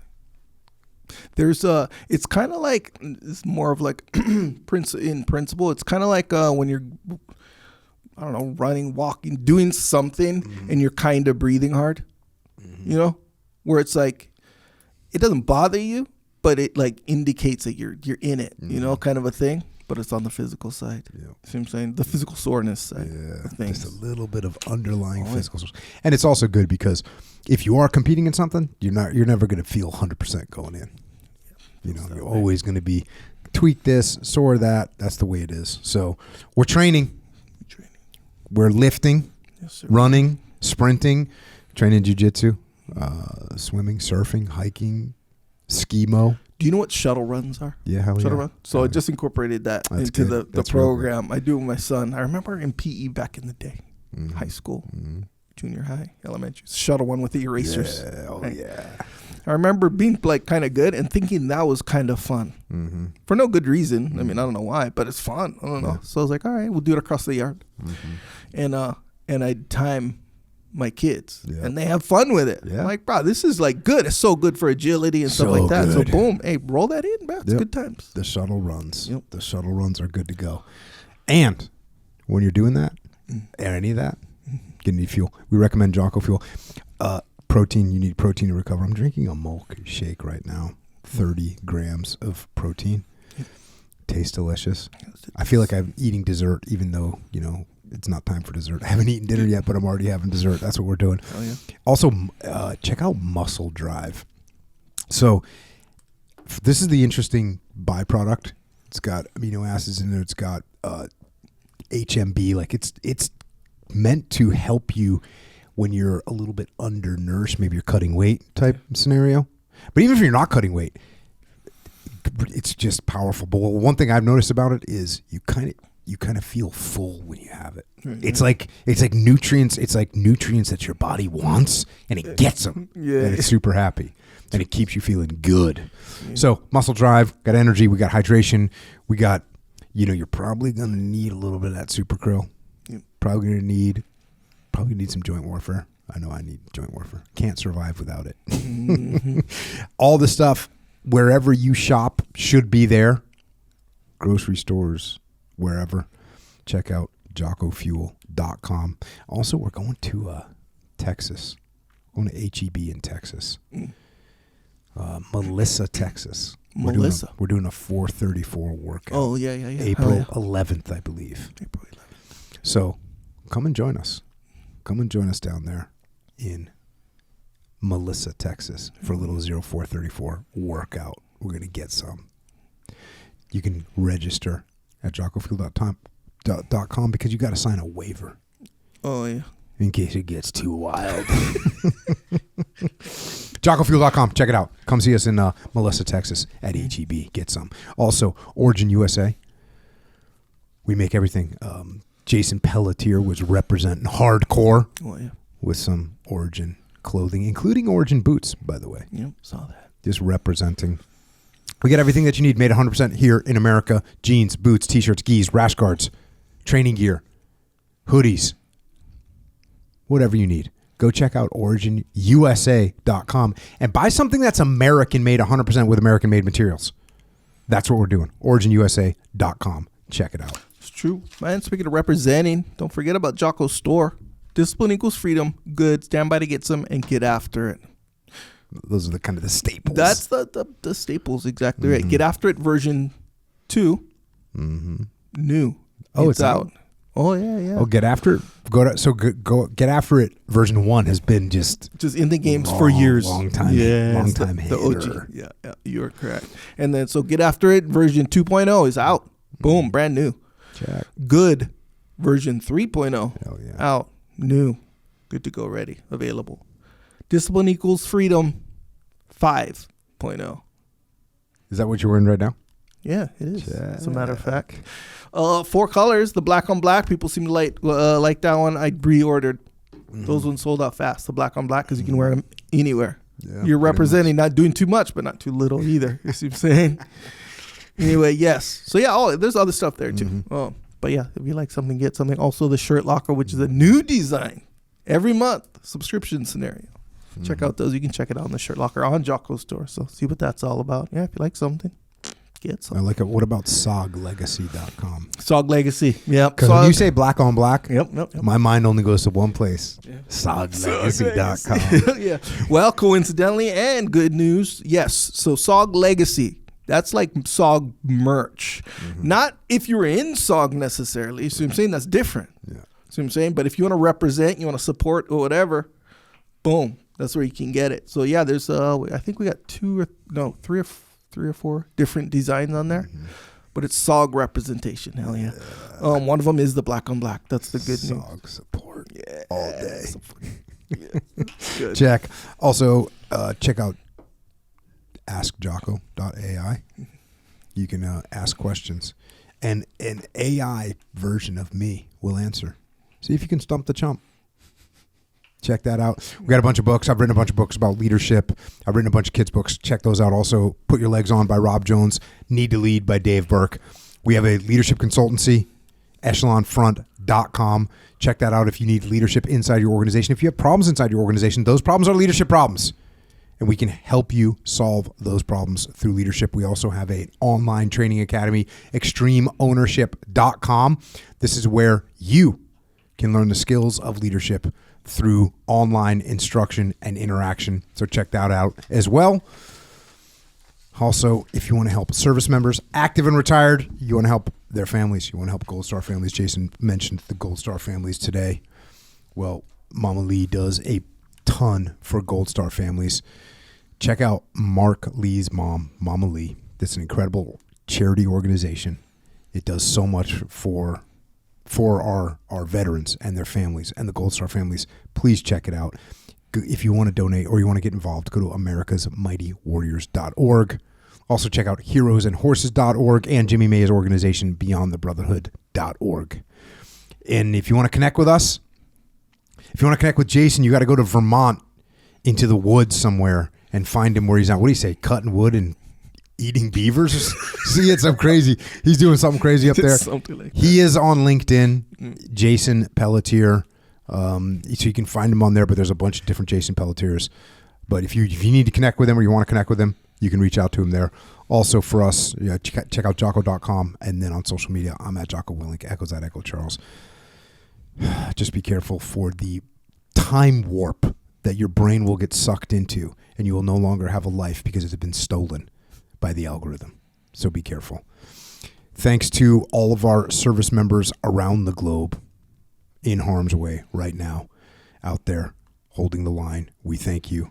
And we also give a salute to the 1172 and the 3172, the National Guard out of Vermont.